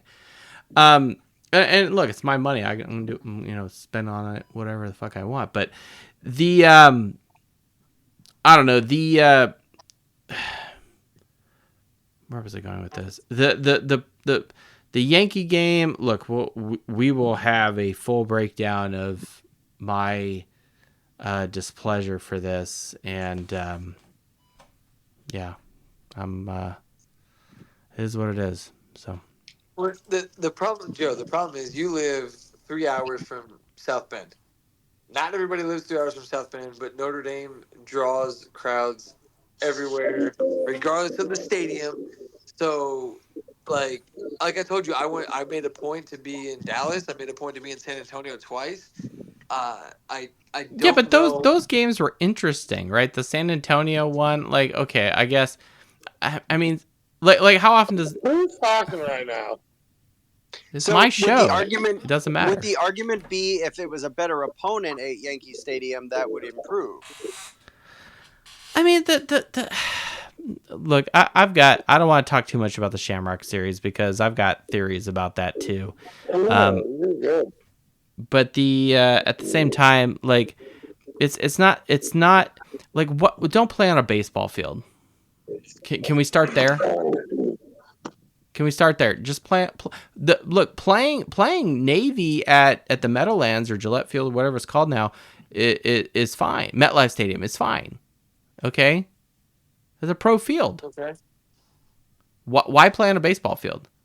Like that nonsense they did in 2015 at Boston College. Like it sounds cool, but like the lights aren't angled the right way, so Will Fuller's looking straight into the left field lights as he's trying to catch a fucking pass, and they had both teams on the same sideline. Like, who signed up for this? Like that's my problem. On a baseball field work out for the Oakland Raiders, or as they're now known, the Las Vegas Raiders, And soon to be the Las Vegas A's. Yeah, that's right. That's coming. No, but they have to play in like Sacramento at some like minor league field for a couple years. I saw For 2 years. Yeah. Yeah. They have to tear down the Tropicana. Aren't they playing on the water? Hellhole that is Oakland. Isn't that minor league stadium like on the water though? Like it's a cool. No, location. not Sacramento. No, unless it's on the Sacramento River. But well, no, there was one that they're gonna have to play, or maybe it was being discussed. The A's were gonna have to play some of their games in like a 10,000 seat stadium, but it was right on the edge of a lake or something like that. Like the visual was cool. The fact was it was either a college stadium or a minor league stadium or something, but it was gonna only hold 10,000, which that's not the issue for the Oakland A's. No, definitely not. Yeah, nope. That isn't got due by the internet. Probably so. All right. Okay, let's move on. Let's bring Kevin Davis on. Let's go back a little bit to the spring game. And I actually do have two statistical pieces here to get to, which we haven't even gotten close to that. So, Kevin Davis, you there, man? Yes, sir. Secretary of Defense of the Fighting Irish Faithful Show. Welcome back, sir. Well, thanks for having me. Member of the cabinet. Yeah. So there was a lot being talked about tonight, so I just want to jump back a little bit. A team that doesn't matter. Ohio State, I watched the spring game. They had the same identity they had last year. They'll be missing a quarterback, so not too worried about Ohio State. Yeah. But as far as trying Notre Dame entering a conference, that ship is sailed. Once they added 12 teams, there's no reason, because money, Notre Dame is not going to join the conference. If they would have kept it at 4, it would have forced us 12. We're not going to a conference. I don't see it happening. I mean, that's what it looks like, and I think our new athletic director, Pete Bavacqua, he's kind of doubled down on that, and that's fine. I think, look, my whole thing about joining a conference actually has nothing to do with money, and actually really has nothing to do with the playoff seeding. Like Notre Dame, like if they were in a conference and they were undefeated, right, they would be number 1 or 1 through 4 or something like that. It really has nothing to do with that. It has everything to do with the statistics of the teams that win the title. 80% of them win their conference, so that's number 1. And number 2, when you win your conference championship game, it's a game usually against a other good team. Now, sometimes the Big Ten, that's not a good example, but the SEC or even the Big 12, that is a good example. Okay. And so it's a watermark of success. It's kind of like, which is what I'm going to talk about later. I'm going to talk about New Year's Six bowls coming up. if you win New Year's Six Bowls, that's a watermark and a stepping stone of success. You've won this high profile game, and that's a shot in the arm to the team, and that propels you to the next other big game. So that's my only reason why is it's building momentum for your team and instilling confidence, and it's a true test to the team. That's it. No, 100% agree. I'm just saying that with the new alignment, but like you said, AD, we're not going to get in the conference anytime soon. Offensively, I just want to do one more thing before I get to defense. The whole Riley Leonard thing and the quarterback situation.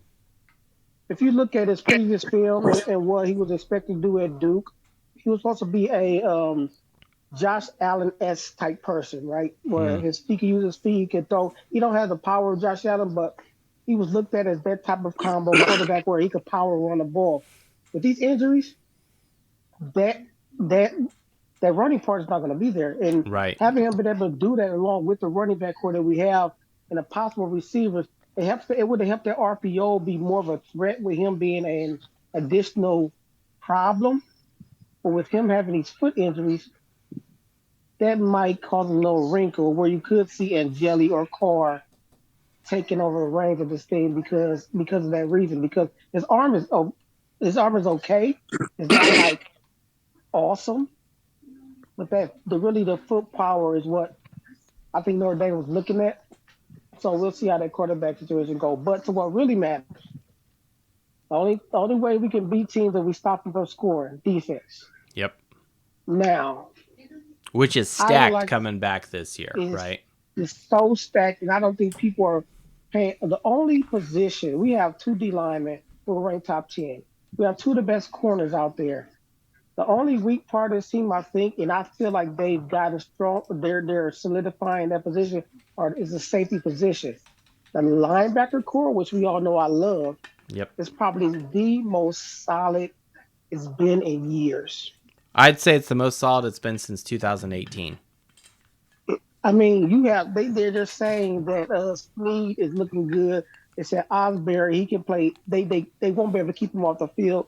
You got Kingston that's playing well. You got Dre Bowen that might anchor us down, and you got some of the veterans coming back. And I feel like we finally have a defense that is scary on paper, right? So the spring game would allow us to see how. And they said in the scrimmage, the defense won the scrimmage for the first time, and however whatever. But I think the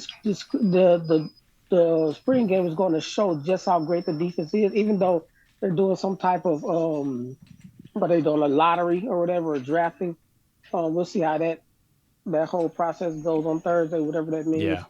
But defensively, if this defense is as it is made out to be and what people are saying and what statistically, I think we have a team that can really compete against any team on our schedule, even the Florida States or the USC. I think if our defense holds, our offense might just be good enough to get us to a lot of those games. So I'm looking forward to seeing how great this defense really is. Kevin, let me ask you a question. I really appreciate you bringing us back to the defense because this is something that I think people don't like hearing, and I mentioned this in the last show we did, but you and I didn't get a chance to debrief and talk about this. So Michigan just won the title, right? You and your brother, I'm sure he's, whatever, but I know, I'm sorry. I'm not trying to bring up, family, whatever, but I will say this. How did Michigan win the title?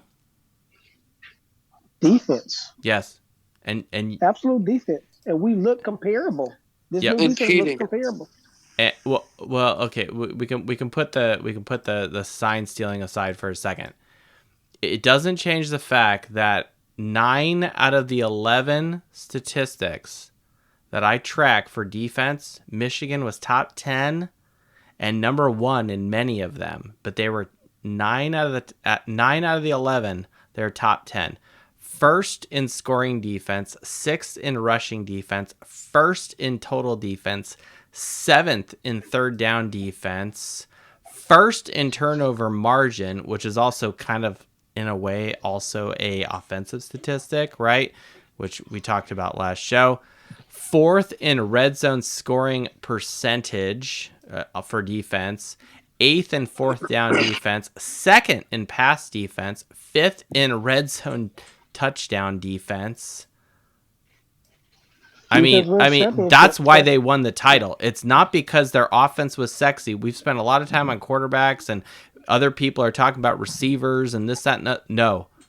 Defense wins championships, and Michigan, again, kind of, I think, reset some of the statistics and the numbers and say, look, this is really a formula that still works. Harbaugh proved that, and Notre Dame and the Notre Dame culture and Notre Dame team that we have under Golden, I think, can deliver that this year. And we got a ton of veteran guys coming back.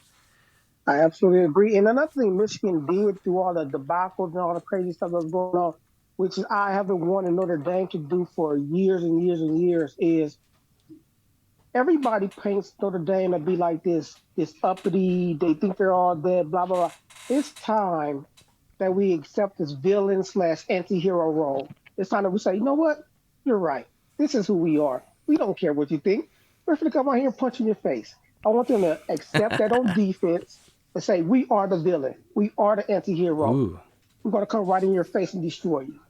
We need to accept that role, get that energy, and say, you know what? We have the best defense about it. Well, it's looking like we have a solid defense. Let's wear that. Let's wear that on our shoulders. Say, yeah, we're solid.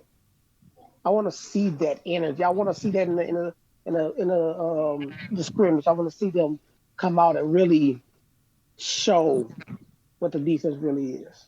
And I honestly think that energy right there is exactly why you had so many of the veteran guys decide to come back, because they wanted to have that chip on their shoulder. They knew what connections and chemistry the defense has.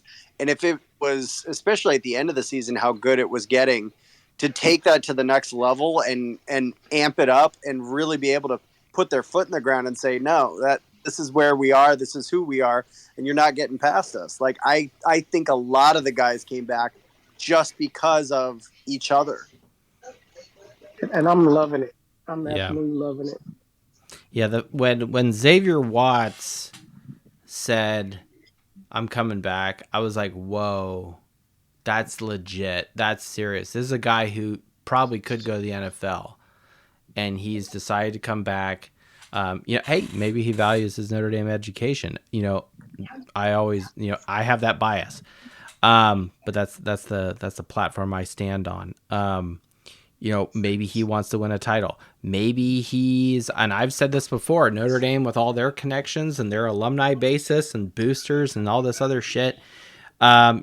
People in New York, going to this Yankee game. Sorry, guys, I had to. Maybe it's in his best interest to stay in college with NIL and get some money on the side. Whatever, I don't even know how that works, but versus getting drafted later and jockeying for position. You can be a star in college and still live it up and do great things there. It is really my hope that this defense is going to be killer. And it's going to be a beast on the field that other teams are going to look around and just be like, oh shit, what are we in? And they're drowning, they're underwater, and they're not going to know what hit them. I think we're going to see a resurgence of Morrison Island come back. And I think Watts is going to pick up right where he left off last year. So we're going to have probably minimum 2 to 3 guys with multiple interceptions. Then you got Bryce Young and you got Snead that can both be edge rushers. They even talking about Kingston being an edge rusher or blitzer that's phenomenal. So, the pressure's going to be there. I think it's going to be dynamic, hopefully, prayerfully, right? If we can pull that off defensively, we don't know what the offense is going to be like with the new receiving core and all that. I think the running back group is solid. Quarterback, we don't know. O-line is questionable.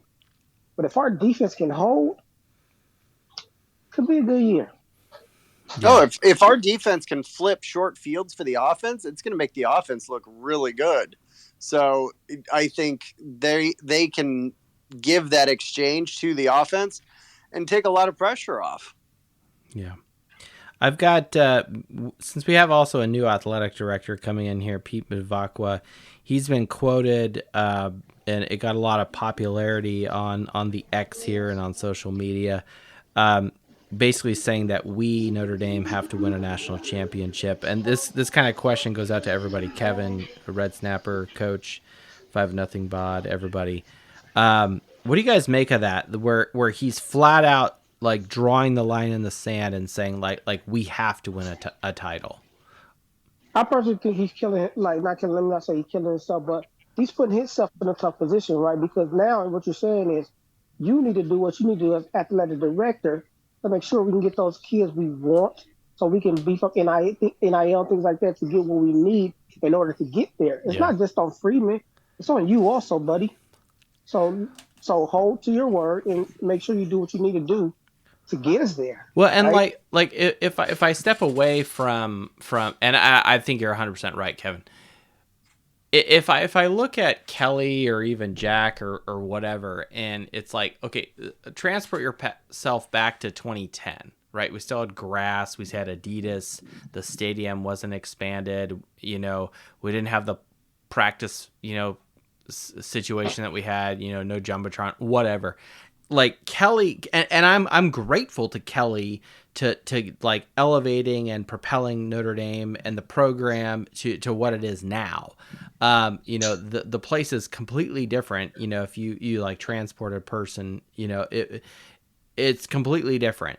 Like Bivakwa, as far as the football program goes, he doesn't have to do any of that. Like the stadium's already upgraded, the practice facility is there.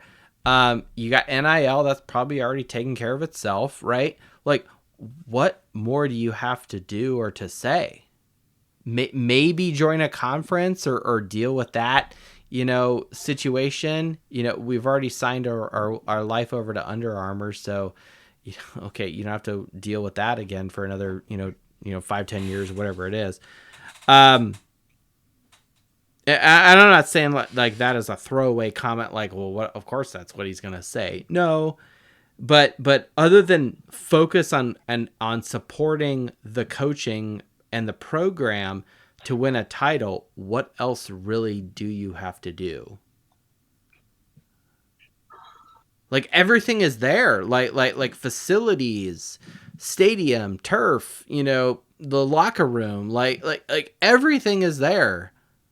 Well, and I think we've touched on it last year, is one of the best business decisions that Notre Dame can do is to fire Tommy Rees. Is to support the football program to get a championship, because the international audience that is the Notre Dame fans, it will pay itself in spades. Like, you will have donors come back and give money. You will have, not that they need to build another building, but for whatever reason they need it, they will be able to turn and the pocketbooks will be opened. The money will be there. Imagine what a new TV deal is if in the next, say, 10 to 15 years, Notre Dame has 2 championships under its belt. Like that would be massively successful for, AD Bivakwa to sit there and say, this is what we're going after, and to deliver one, potentially more. He's all he has to do is then mic drop, because everything else will fall into place. And I had a chance to listen to his interview pretty much at length, where they asked, do you see yourself more progressive than Swarbuck was? And he says, well, you have to look at the landscape. Swarbuck was very progressive, and I think extremely progressive. I think he's doubling down on the ACC deal, the Under Armour deal. They had stock in Under Armour. I'm like, no one thought of doing that. Like in some ways, I'm pissed at Swarbrick that how long he kept Kelly, but that aside, the other things he did for the program were actually really good. Exactly, and I think coming from that same cloth, he's just in a different time stamp. So to have that same progressive energy, I think he's looking at what is going to open more doors, and one of the linchpins in that is Notre Dame winning a championship. So I think, it's kind of the necessary comment. It's a mandatory comment he needs to say. and yes, it's going to be the proof in the pudding. Like, what does he do to open, and I think the best so far thing we've seen, and he may not have been the acting athletic director at the time when they made the decision, but to get the offensive coordinator that really is going to help turn some heads. And Oh yeah, looking at how really there's not a lot of question marks on the defense, there's a lot of questions coming from the offense. To have that kind of substantiality at offensive coordinator, I think is going to be a great step, because that was something we were all talking about, is Notre Dame needs to spend the money, spend the money, spend the money. I think all of us were very happy with it. Yeah. No, go ahead, Coach. I was going to say, this is my concern, I guess, as far as what left do you have to do to try to win a title. Run the ball. College football landscape has changed in 35 years. Well, it's dramatically changed, I think, in the last year. Well, you look at what it was 34, 35 years ago. College football. What, when you were coaching? The emphasis was put on academics for the most part. And Notre Dame is one of the very few schools that still values academics over everything else. Everybody else that has won a title since then has significantly lowered their academic standards for their athletes. Yeah. I fear that, and I hope I'm wrong, but I mean, when has Notre Dame ever been this close to joining a conference since the early 1900s? Well, I disassociate the conference thing from the academic thing, because look, I talk about the conference thing only because of, like, part of me, I don't want to say carbon copy, but genuinely looks at what other people are doing and says, well, maybe they got something cooking that we don't, and maybe we should reflect some of that. And data. I understand where you're coming from. I still don't think we should be in a conference, but I understand. Well, and I will be the first to admit, if Notre Dame wins a title as an independent with all this academics and Duloc and some of these other things, nothing would make me happier than for Notre Dame to win a title as an independent and maintain that identity.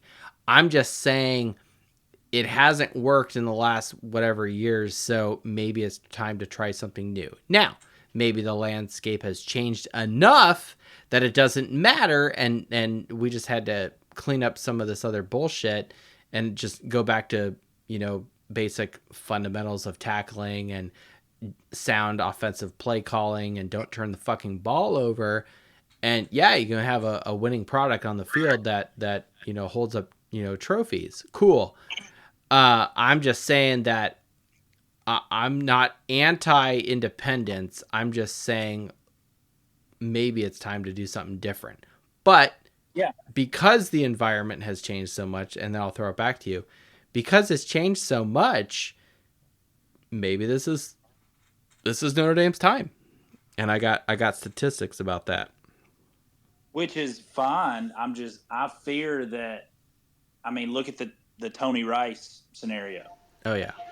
He was okay, we'll honor the scholarship, but he's got to sit out till his grades are up. I feel like I need to play some Rudy music or something. You're talking about Tony Rice but it's just, I fear that if we try this experiment that they haven't done since the Lou Holtz era of, okay, we've got the coaches we want, we've got the facilities we want, we've thrown the money where we need to throw it, and there's no success to back all this up, it's thinking, okay, well, maybe we need to drop the academic standard for athletes. And I fear that very well could be the next step if this experiment with Freeman and his staff does not pan out. That's just my concern.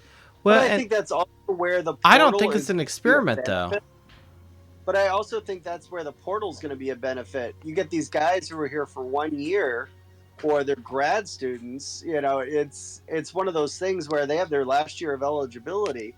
That potentially does give us some extra talent that, yeah, they have one season. So regardless of what their academic standing is, it's not like mid-season they're going to get yanked because of that semester.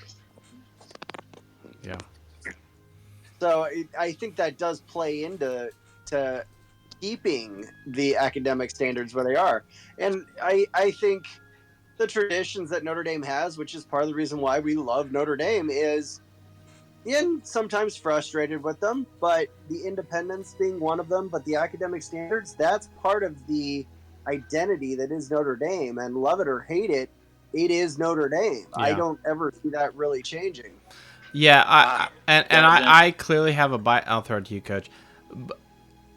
I clearly have a bias on this one because I genuinely think if Notre Dame said, you know what, fuck the academics, we're just going to bring in guys and all we want is titles. I think a lot of us, because look, Notre Dame fans, we choose to be Notre Dame fans. We decide, like there's nothing in recent memory that would encourage someone to like, oh, I'm a bandwagon Notre Dame fan. No, that does not happen. I think people decide to be there, and I think the ideal that is Notre Dame, the ideal of this place, kind of the city on a hill, the academics, and we mold men, and it's a 40-year decision, and all this bullshit, but it's good stuff, and it's like if anyone who has children says, hey, I want to go to Notre Dame, like no one's gonna say no.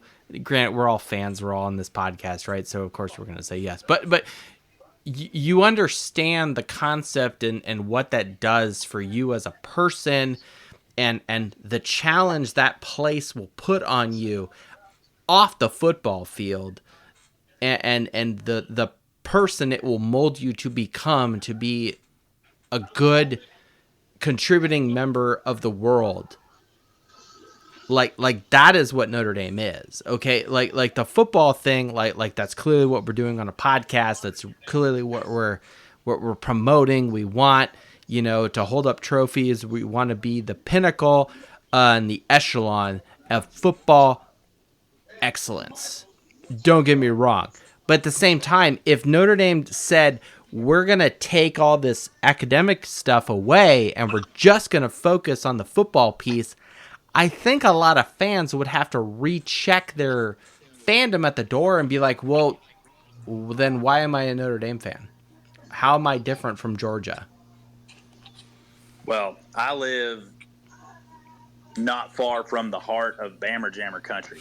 There is arguably no team that has had more recent success within the last 15 there is no other team. Years.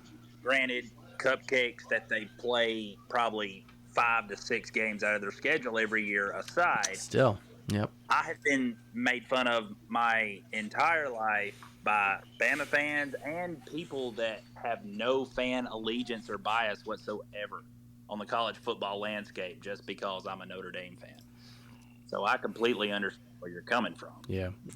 Coach, I will say this. Every single year that Alabama has won the title, you know what Sagarin ranked their strength of schedule? It's pretty high. It's always top 5. Well, I think there's a lot of ESPN. I mean, Sagarin is math, right? Okay, I take that back. All right. I mean, Sagarin ranks them number 1.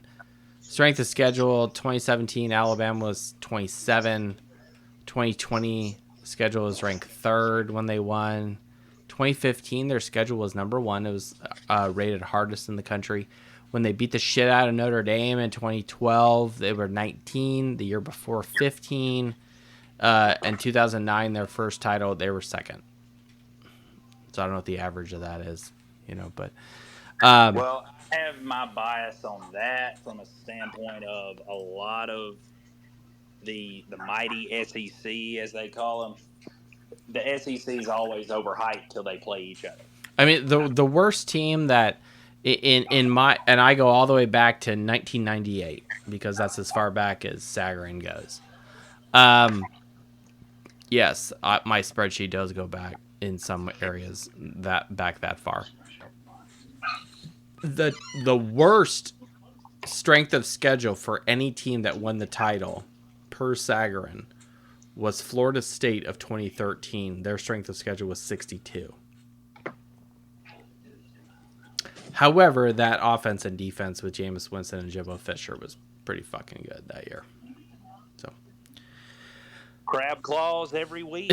I was, it's funny. I was listening to a 2014 podcast. Don't ask why. It's a long story, but anyone who knows ND Fan Radio knows what I'm talking about. But anyway, I was listening to an old show and they were talking about Florida State and Jameis Winston and him stealing crabs and whatever from a grocery store. Anyway. Well, thank God he has finally apparently gotten his life together. So, yeah, funny stuff. He's not stealing seafood from the grocery Don't store. steal. Like, it's just... hey, what are the rules of the show? Don't break commandments. That's what it comes down to. Okay, I actually have two statistical pieces I do at one point want to talk about, right? I don't know who's listening on the podcast version here. All of you fine people who are live, thank you. Hooray. I got a couple things here. Look, we're entering year 3 of Marcus Freeman. Magical year 3. Maybe I should cue the Rudy music again. I don't know. Point 1. Point 1? You're 3.1. You're forgetting the Fiesta Bowl. I guess. Okay. But, I mean, that wasn't his squad. Like Kelly abandoned ship and he, I don't even want to talk about that. So, here, we'll go to my favorite track here of the Rudy soundtrack here. Year 3 here, magical year 3.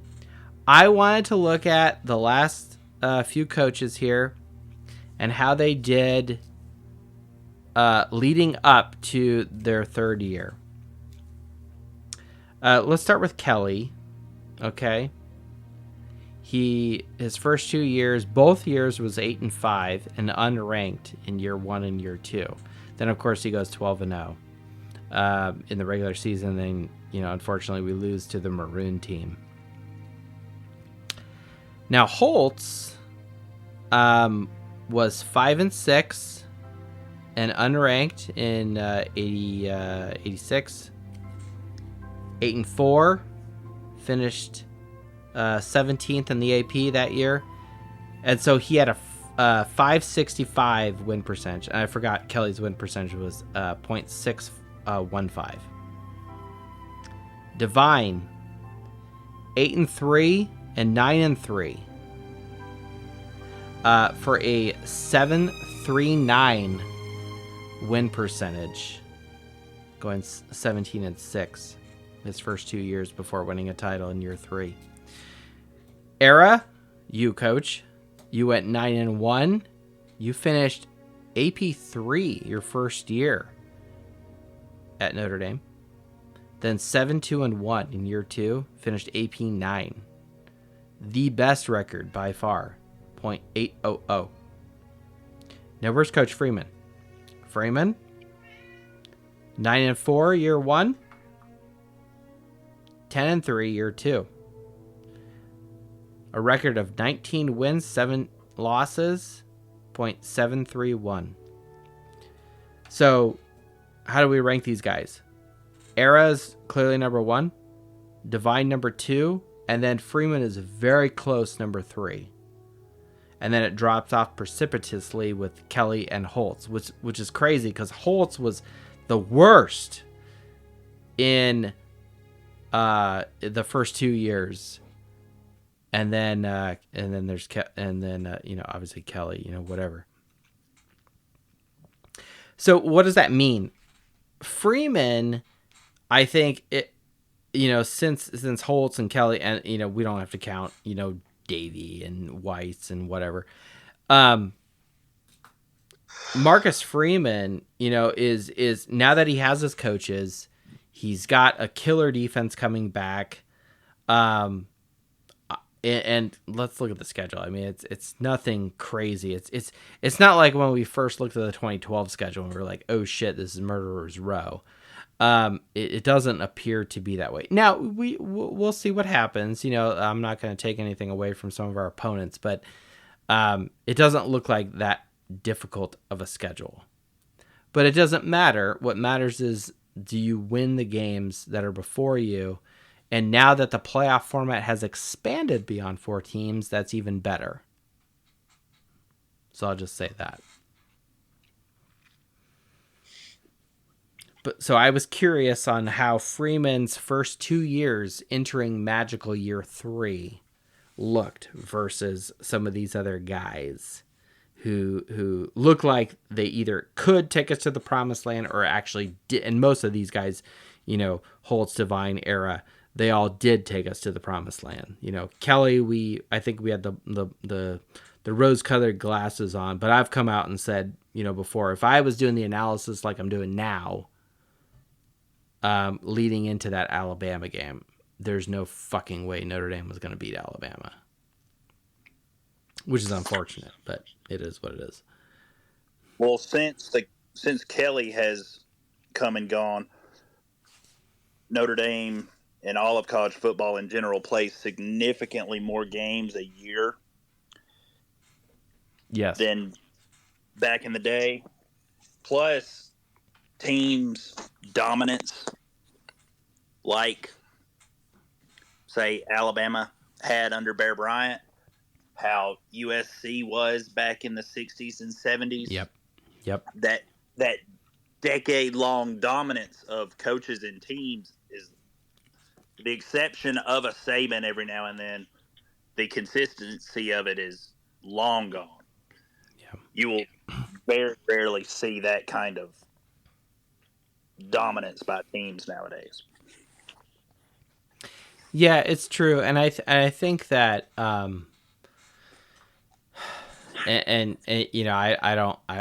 clearly wasn't alive back in the day, so I don't know how were players recruited based off of region, or anyone who's read anything historical about Notre Dame teams, like take the Notre Dame 1924 team. Okay, the book, there's a book called Her Loyal Sons, and I've read it. The book starts with 2 brothers out of California who are driving cross country in a beat up car to get to Notre Dame, right, and then playing on the team. So the that puts it in perspective. I can't say how many other programs or schools back in the day were having that sort of draw to players, and that kind of that speaks to Notre Dame about being, a Catholic university, or, maybe your grandma was Irish or whatever, there's a lot of avenues into Notre Dame beyond just region or just a winning football team. I think those things help, but that's not always the case. I mean, we've talked to multiple people on this show tonight. Your host and your co-host are both from LA. Coach, you're down in Alabama. Our Secretary of Defense of the show is in Illinois. Miss Zoom Zoom is originally from New York and by way of Terre Haute. There's a lot of other ways that bring people back to Notre Dame, which is great. Now, I wanted to look at something else, and unfortunately, the numbers don't look very good, but hey, what would this show be? Hey, look, I'm never going to bullshit you guys. I'm never going to rose-colored glasses you guys. There was something else I wanted to look at. Now, I've looked at statistically how many years it takes a coach to win a title in their first game, and we'll revisit a little bit of that. In general, it's year 3, year 4 that a new coach and a new program wins a title. Now, I wanted to look at it another way. Because I want Notre Dame to have measuring stepping stones of success, and Notre Dame hasn't won a bowl game that is worth a crap since January 1 of 1994, the Cotton Bowl versus Texas A&M, and we haven't won that. I wanted to understand, well, maybe there's another way of looking at winning the title. Maybe some of these recent coaches have to kind of go through and win New Year's Six bowls before winning a title. And what's interesting is when I did this analysis today, I'll just go through it and you guys can think whatever you want. So I looked at Jim Harbaugh, Kirby Smart, Ed Orgeron, Dabo Swinney, Nick Saban, and I know I had to put Jimbo. Yeah, here's Jimbo. And I wanted to see is when these guys were hired at their program when they won their first title. So like Urban Meyer, for example, at Ohio State is not on this list. Nick Saban at Alabama is not on this list. I look at Nick Saban at LSU. And I didn't go as far back as, Urban Meyer at Florida. I didn't go back that far. So I just looked at these guys. So we'll start with Saban at LSU. In 2000, he won the Peach Bowl, then the Sugar Bowl, won the Sugar Bowl in 2001, 2002. So 4 years in a row, he went to New Year's Six bowls. Now, grant that was before the playoffs, and so he won 2 New Year's Six bowls and lost one for a record of 2-1 before he finally went to the Sugar Bowl and won the national championship. Dabo Swinney didn't win his first title until like year 8 or something, but he had a New Year's Six record of 4-1 before his first title in 2016, and I'm including his win in the Fiesta Bowl in 2016 before going to the national championship and winning. I don't count his loss in the national championship game versus Alabama in 2015. Orgeron was 2-0. He won the Fiesta Bowl in 2018, then won the Peach Bowl in 2019, the game prior to winning the Natty in 2019. So Orgeron is 2-0. Kirby Smart, he's interesting. 4-1. Won a Rose Bowl. His second season, which is interesting, he wins a Rose Bowl, then loses the national championship, and that was a nail biter to Alabama, if anyone recalls. Then next year loses the Sugar Bowl, then back-to-back New Year's Six wins, and then 2021 finally wins his Orange Bowl and then wins the Natty. So 4-1 for Kirby Smart. We'll skip Harbaugh for a minute. Let's jump over to Jimbo Fisher. Jimbo Fisher wins the Chick-fil-A Bowl in 2010. Beats Notre Dame in 2011. We won't count that. 2012 wins an Orange Bowl. In 2013 wins a Natty, so 2-0. He wins 2 New Year's Six before finally winning a game that matters. Harbaugh is the only one who had a losing record in New Year's Six bowls before winning his first title. In fact, his first win ever is actually with Stanford, believe it or not. He wins the Orange Bowl, and then he goes off to the 49ers, and he comes back. And Harbaugh loses 4 New Year's Six bowls in 2016, 2018, 2021, and 2022. And then wins the Rose Bowl this year versus Alabama, which I'm counting as a win. And then, of course, wins the Natty over Washington. So a record of 2-4. So what does that mean? The average of these guys is that they have an average record before they win the title, and this could include a playoff year, right? An average of 2.7 wins and 1.2 losses before. Now, another way to look at that is to add those two together. That's 3.8 seasons that these guys have been to New Year's Six games. duked out wins and losses, what have you, before actually winning a title. Now, Marcus Freeman technically has coached in a New Year's Six Bowl. He coached in the Fiesta Bowl. We lost. We shouldn't have lost, but we did. It doesn't matter. Is that really his fault because he inherited the team? I don't. It's a gray area. But it doesn't change the fact that on average for all these other guys that I just mentioned, it's 3.8 seasons. And those are seasons where you actually go to New Year's Six Bowls and just play them, regardless of the outcome. Marcus Freeman has done just one. Or zero, you could argue.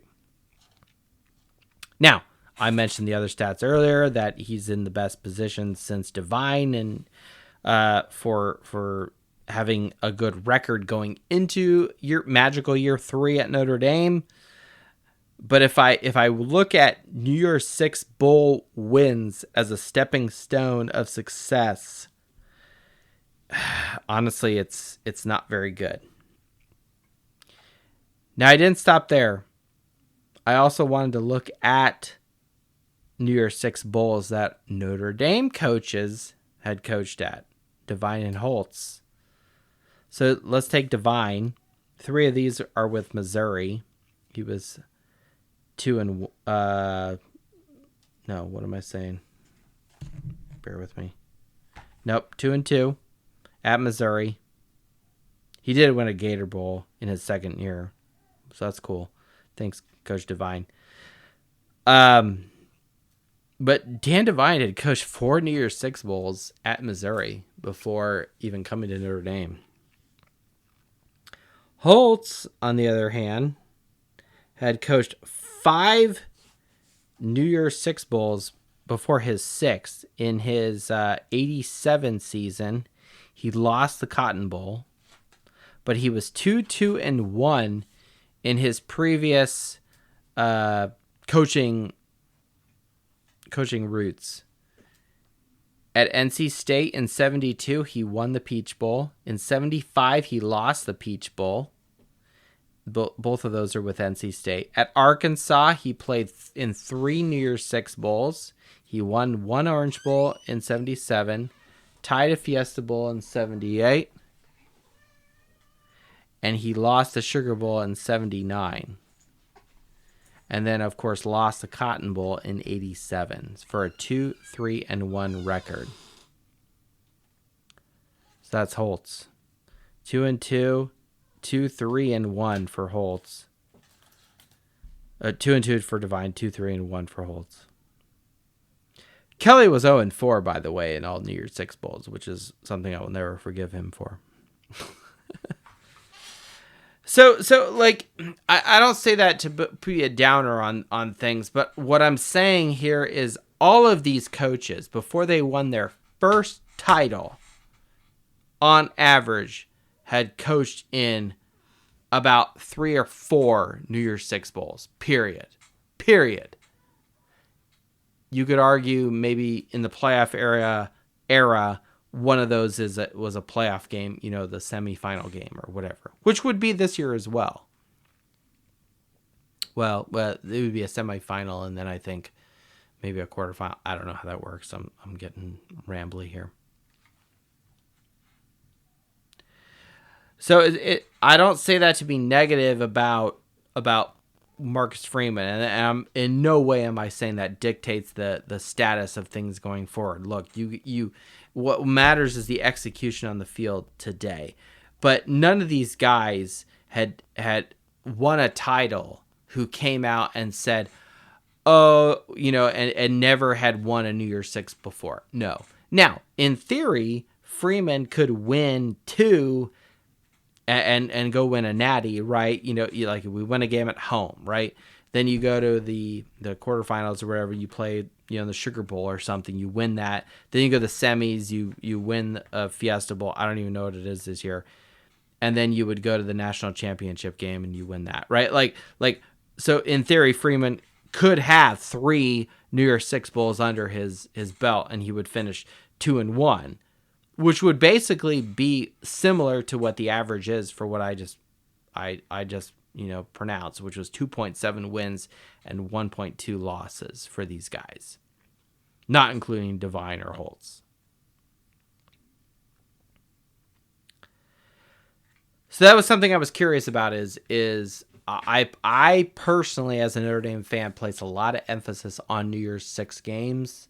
I think that they're hyped up, and there's something that you should hang your hat on, as far as how is your program doing? Are you winning New Year's Six bowls? Yes and no, and we're not, and that stings for me as a fan personally. Now, does it mean anything? Maybe not, but in my opinion, a Sugar Bowl or a Rose Bowl, whatever, means a hell of a lot more than a Cotton Bowl, or excuse me, Cotton Bowl is the same thing. Means more than a Gator Bowl or a Pinstripe Bowl or something like that. Again, one man's opinion, but that's where we're at. They don't play the national championship game in Yankee Stadium. Played in Pasadena or New Orleans or something. Questions, comments, concerns?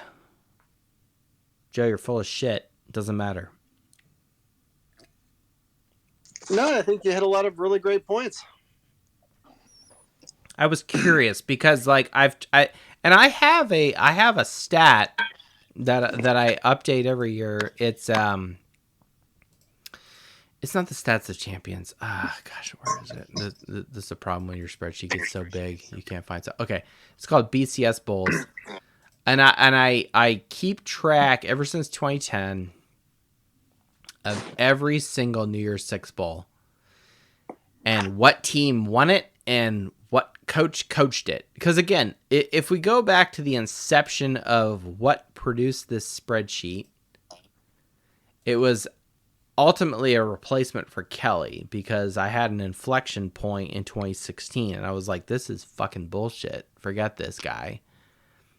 And I need to find someone to replace him. And I was looking not only at who was winning, what bothered me as a fan, not only, okay, we're not winning titles, fine, okay, but we're at least not winning Cotton Bowls and Sugar Bowls. Like, can we start small? Like, and that's not even small. That's there's 6 games a year that if you win those, hell yeah, you're doing well. Like if you're, Elijah Dirkwitz over at Missouri, you're dancing all over Ohio State, and what Notre Dame fan was not happy watching Missouri win that game. Shit, if Kalen DeBoer didn't, win the Sugar Bowl at Washington, he wouldn't be at Alabama right now. You know what I'm saying? The New Year's Six bowls means something, and we haven't won one in a long time, and so I keep track of the coaches that are winning those, including the Natty, and it's a problem. There's no Notre Dame team or coach on this list at all since 2010, and you could even go back to 95, and it wouldn't happen. Well, my only question is,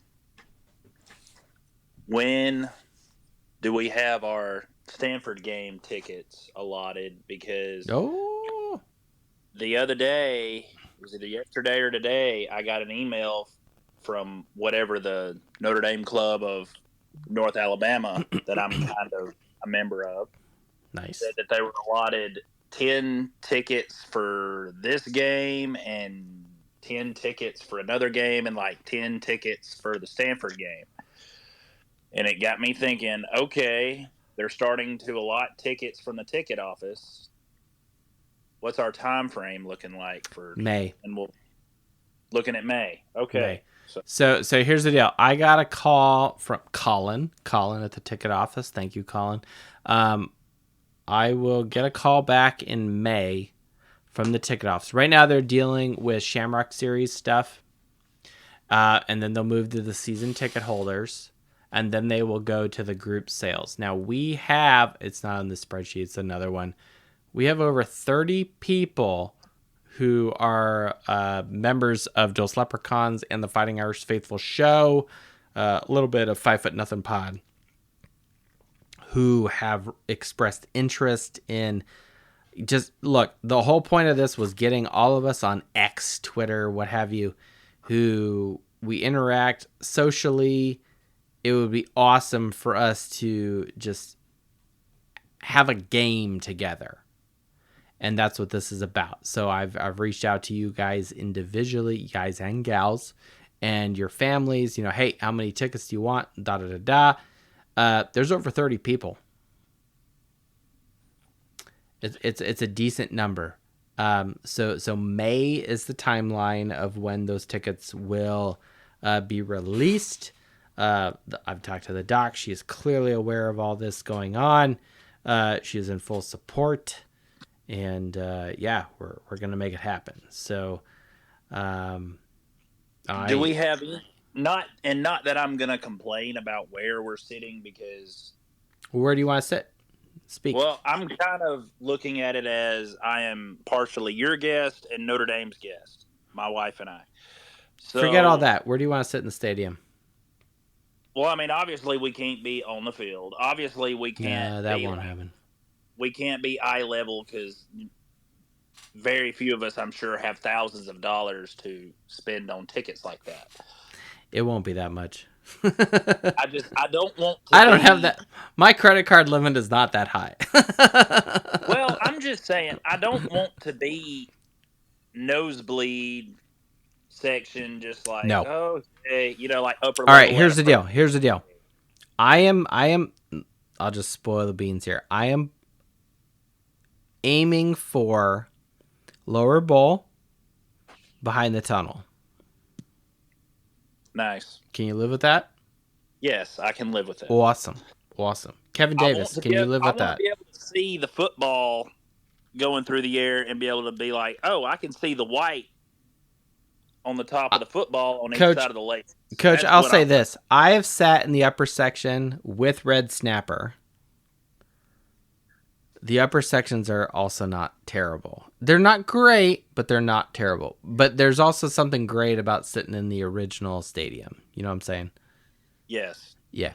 Now, what's interesting is when you sit in that end zone behind the tunnel is a little different, but there's also some logistics to that of why it's awesome. Namely the jumbotrons at the opposite end, and so like it's just your eyes just have to move up. You don't have to like turn your neck and schedule something with your chiropractor the next week because you had to contort your body to go look at the jumbotron like Red Snapper and I had to do when we went to the Navy game a few years ago. You know what I'm saying? Having had back surgery, I am very appreciative of that. Oh, there you go. So, wait, do we need to get a handicap placard? Yeah, that's what I'm saying. Like, this is like a fast pass to the front of the line. Like we could do this. I could probably try to weasel my way into borrowing my dad's handicap.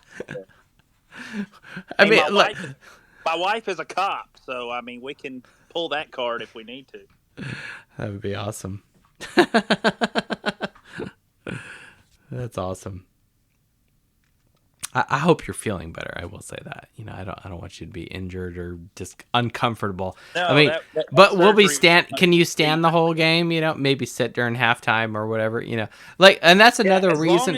As long as I'm moving around a little bit, I'm good. Okay, all right. Well, we'll put you on the aisle, and if you need to and that run up and down. My next question is how far into the lower bowl, because you and I have had this discussion about being in that second or near last row. Yeah, where you can stand the whole game. Like we got a lot of beef with us. If all 30 of us just go arms length, link arms, and it's a cross between 300 and Braveheart. Hold, that.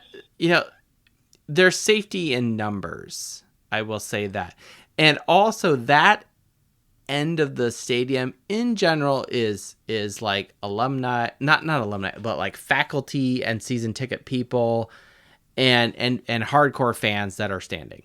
And so if you, that sounds like our crew I'm going to go on a limb.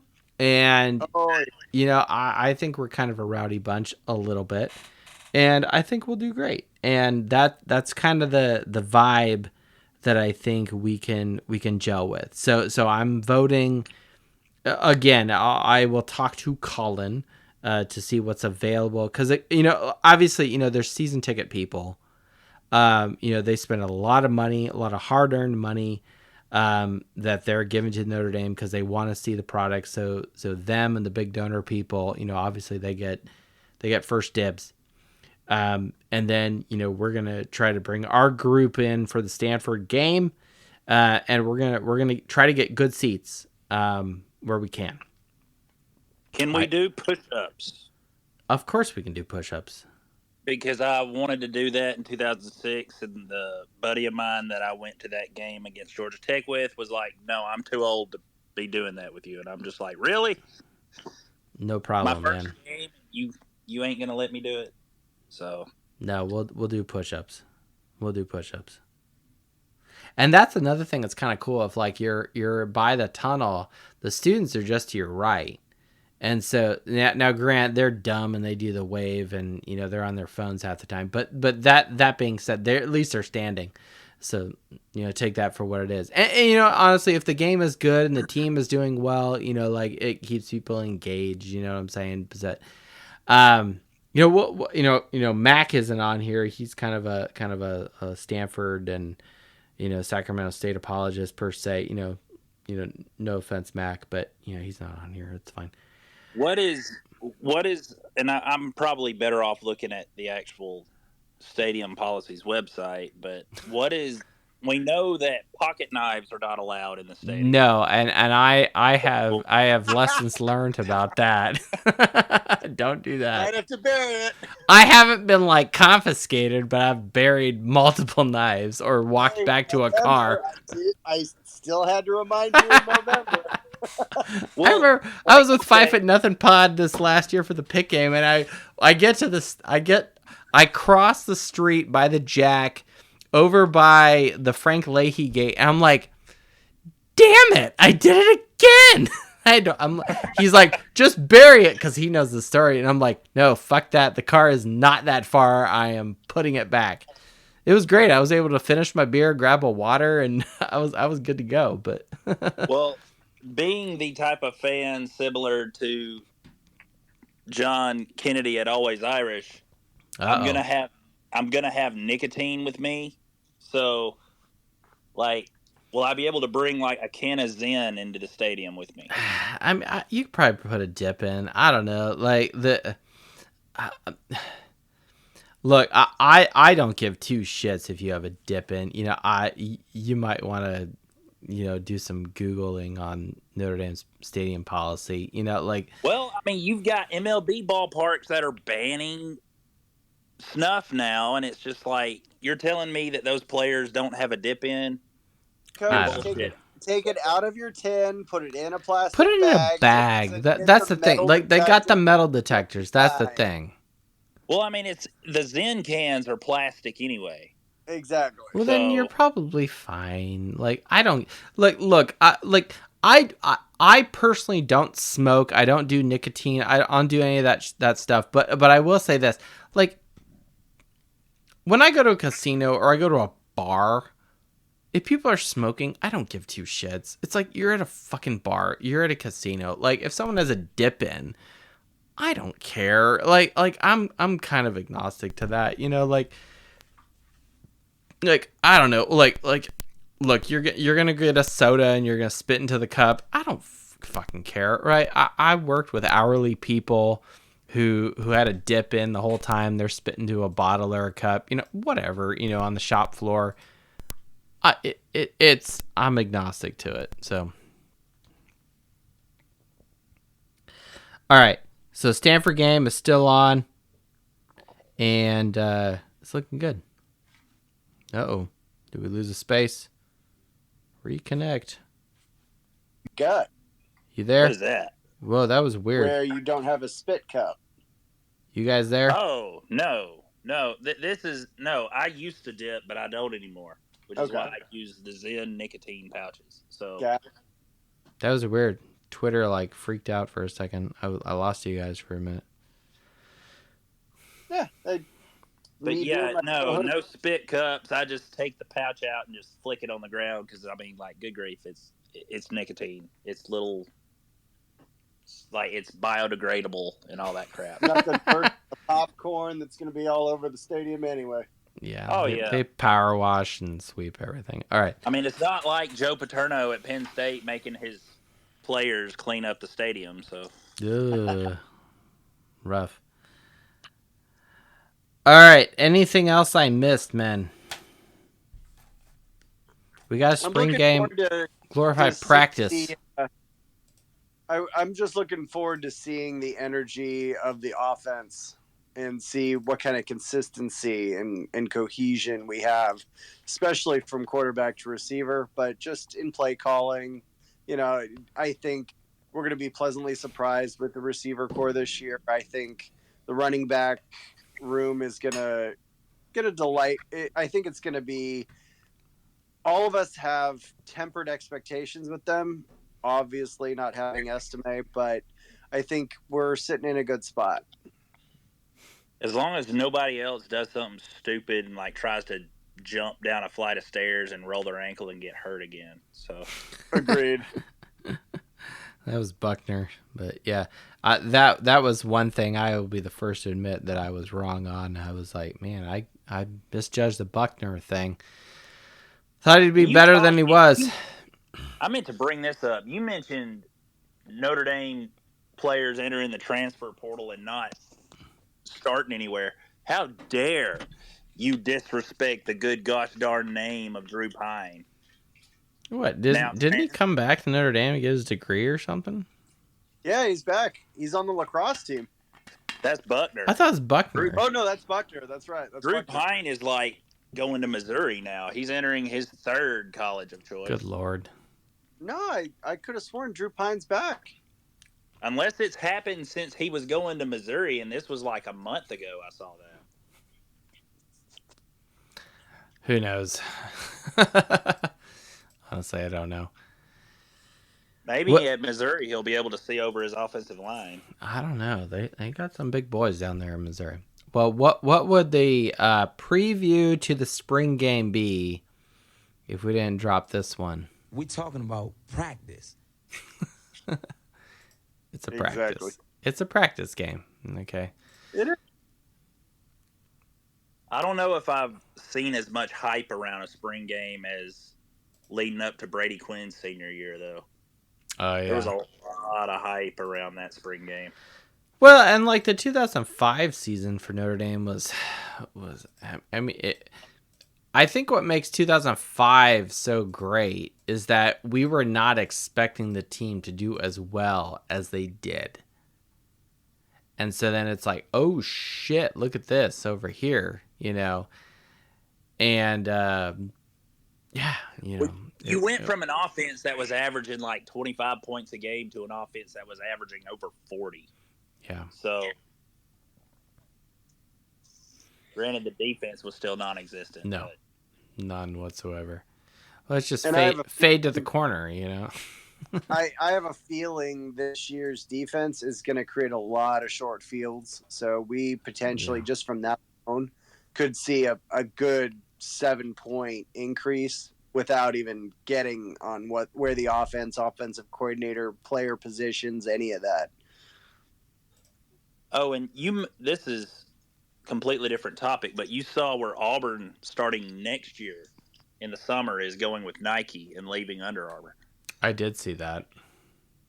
I brought this up to 5 Foot Nothing Pod, but I would not be opposed to, well, not so much Nike, but like, and he brought up New Balance, but like if Brooks footwear got into the cleat business, because I mean Brooks shoes are amazingly comfortable. So with all the rumor and innuendo of Under Armour footwear being the key to a lot of foot and leg injuries. I have a pair of Brooks and I agree. I've been wearing New Balance gear for a while, Anyway, New Balance is just as good. I mean, baseball players apparently swear by it. I like with the way my foot is shaped. I have a real high arch, like almost where like if I stepped in a puddle of water and then I stepped on a dry spot, like you can like barely see the connection of the front of my foot down to the heel. You know, that's how high my arch is. So New Balance works really well. I was a Nike guy for years, and then we did Asics, and then I went back to New Balance. But the anyone who doesn't know my former days, I haven't done this in years. Granted, I have kids now, and I drink more scotch and bourbon. But check the Fighting Irish Faithful YouTube channel. I ran to the top of Mount Baldy. Red Snapper knows what I'm talking about. Literally the hardest thing I've done physically in my life. But I made it to the top. Did it in 3 hours and 26 minutes and 26 seconds. I've got the on the wall here of the studio. The GoPro. Well, the GoPro is over here, but my runner tag, that was on my shirt. But no, it was something I wanted to do, and I did it, and I did it in New Balance. So we are not sponsored by New Balance. So, well, I have a wide foot, and if you have ever tried to wear Under Armour footwear, if you have a wide foot, it is insanely hard to find wide shoes from Under Armour. Like Nike golf shoes. Oh, good God, they're narrow in there. Most people don't have wide feet. It's weird. I don't understand why they. But there's a lot of wide foot people. I don't understand. Whatever. Okay, what are we talking about? All right, Ben. I think we're gonna call it good with that. We'll go out with some John Petrucci here. Did we miss anything? Anything else we need to leave with? Red Snapper, Eric Parsegian, Kevin Davis, Secretary of Defense. If not, nah, we're good. I'm just excited to see some football back this weekend. It'll be great. Yes. Season 5 of the Fighting Irish Faithful show. Season V. Episode 1. It's in the books now officially. Hey, check us out on Dos Leprechauns Sunday after the Blue Gold game. 10 a.m. Pacific time. What's that? 1 o'clock Eastern. Okay, I could probably do that. Considering that I'll be going to Mass probably at 10 a.m. Eastern. We'll have a spring recap and a draft preview. Xavier Watts signed jersey giveaway, something to that effect. Subscribe to the YouTube channel for Dos Leprechauns to enter your name into the hat. All right, let's go to the spring practice. Last spring practice before the summer. We will be back here next week, same bat time, same bat channel, for a recap of the game. Any new news that happens, transfers, what have you. Give some shit to Peacock, whatever I need to do. Thank you for joining us. Season 5 of the Fighting Irish Faithful. I'm very excited for Season 5. Very excited for Season 3 of Marcus Freeman. With a great defense, great coaches, and hopefully we run the ball a lot. So thank you for joining us, and we'll talk to you later. Go Irish, and enjoy the spring game.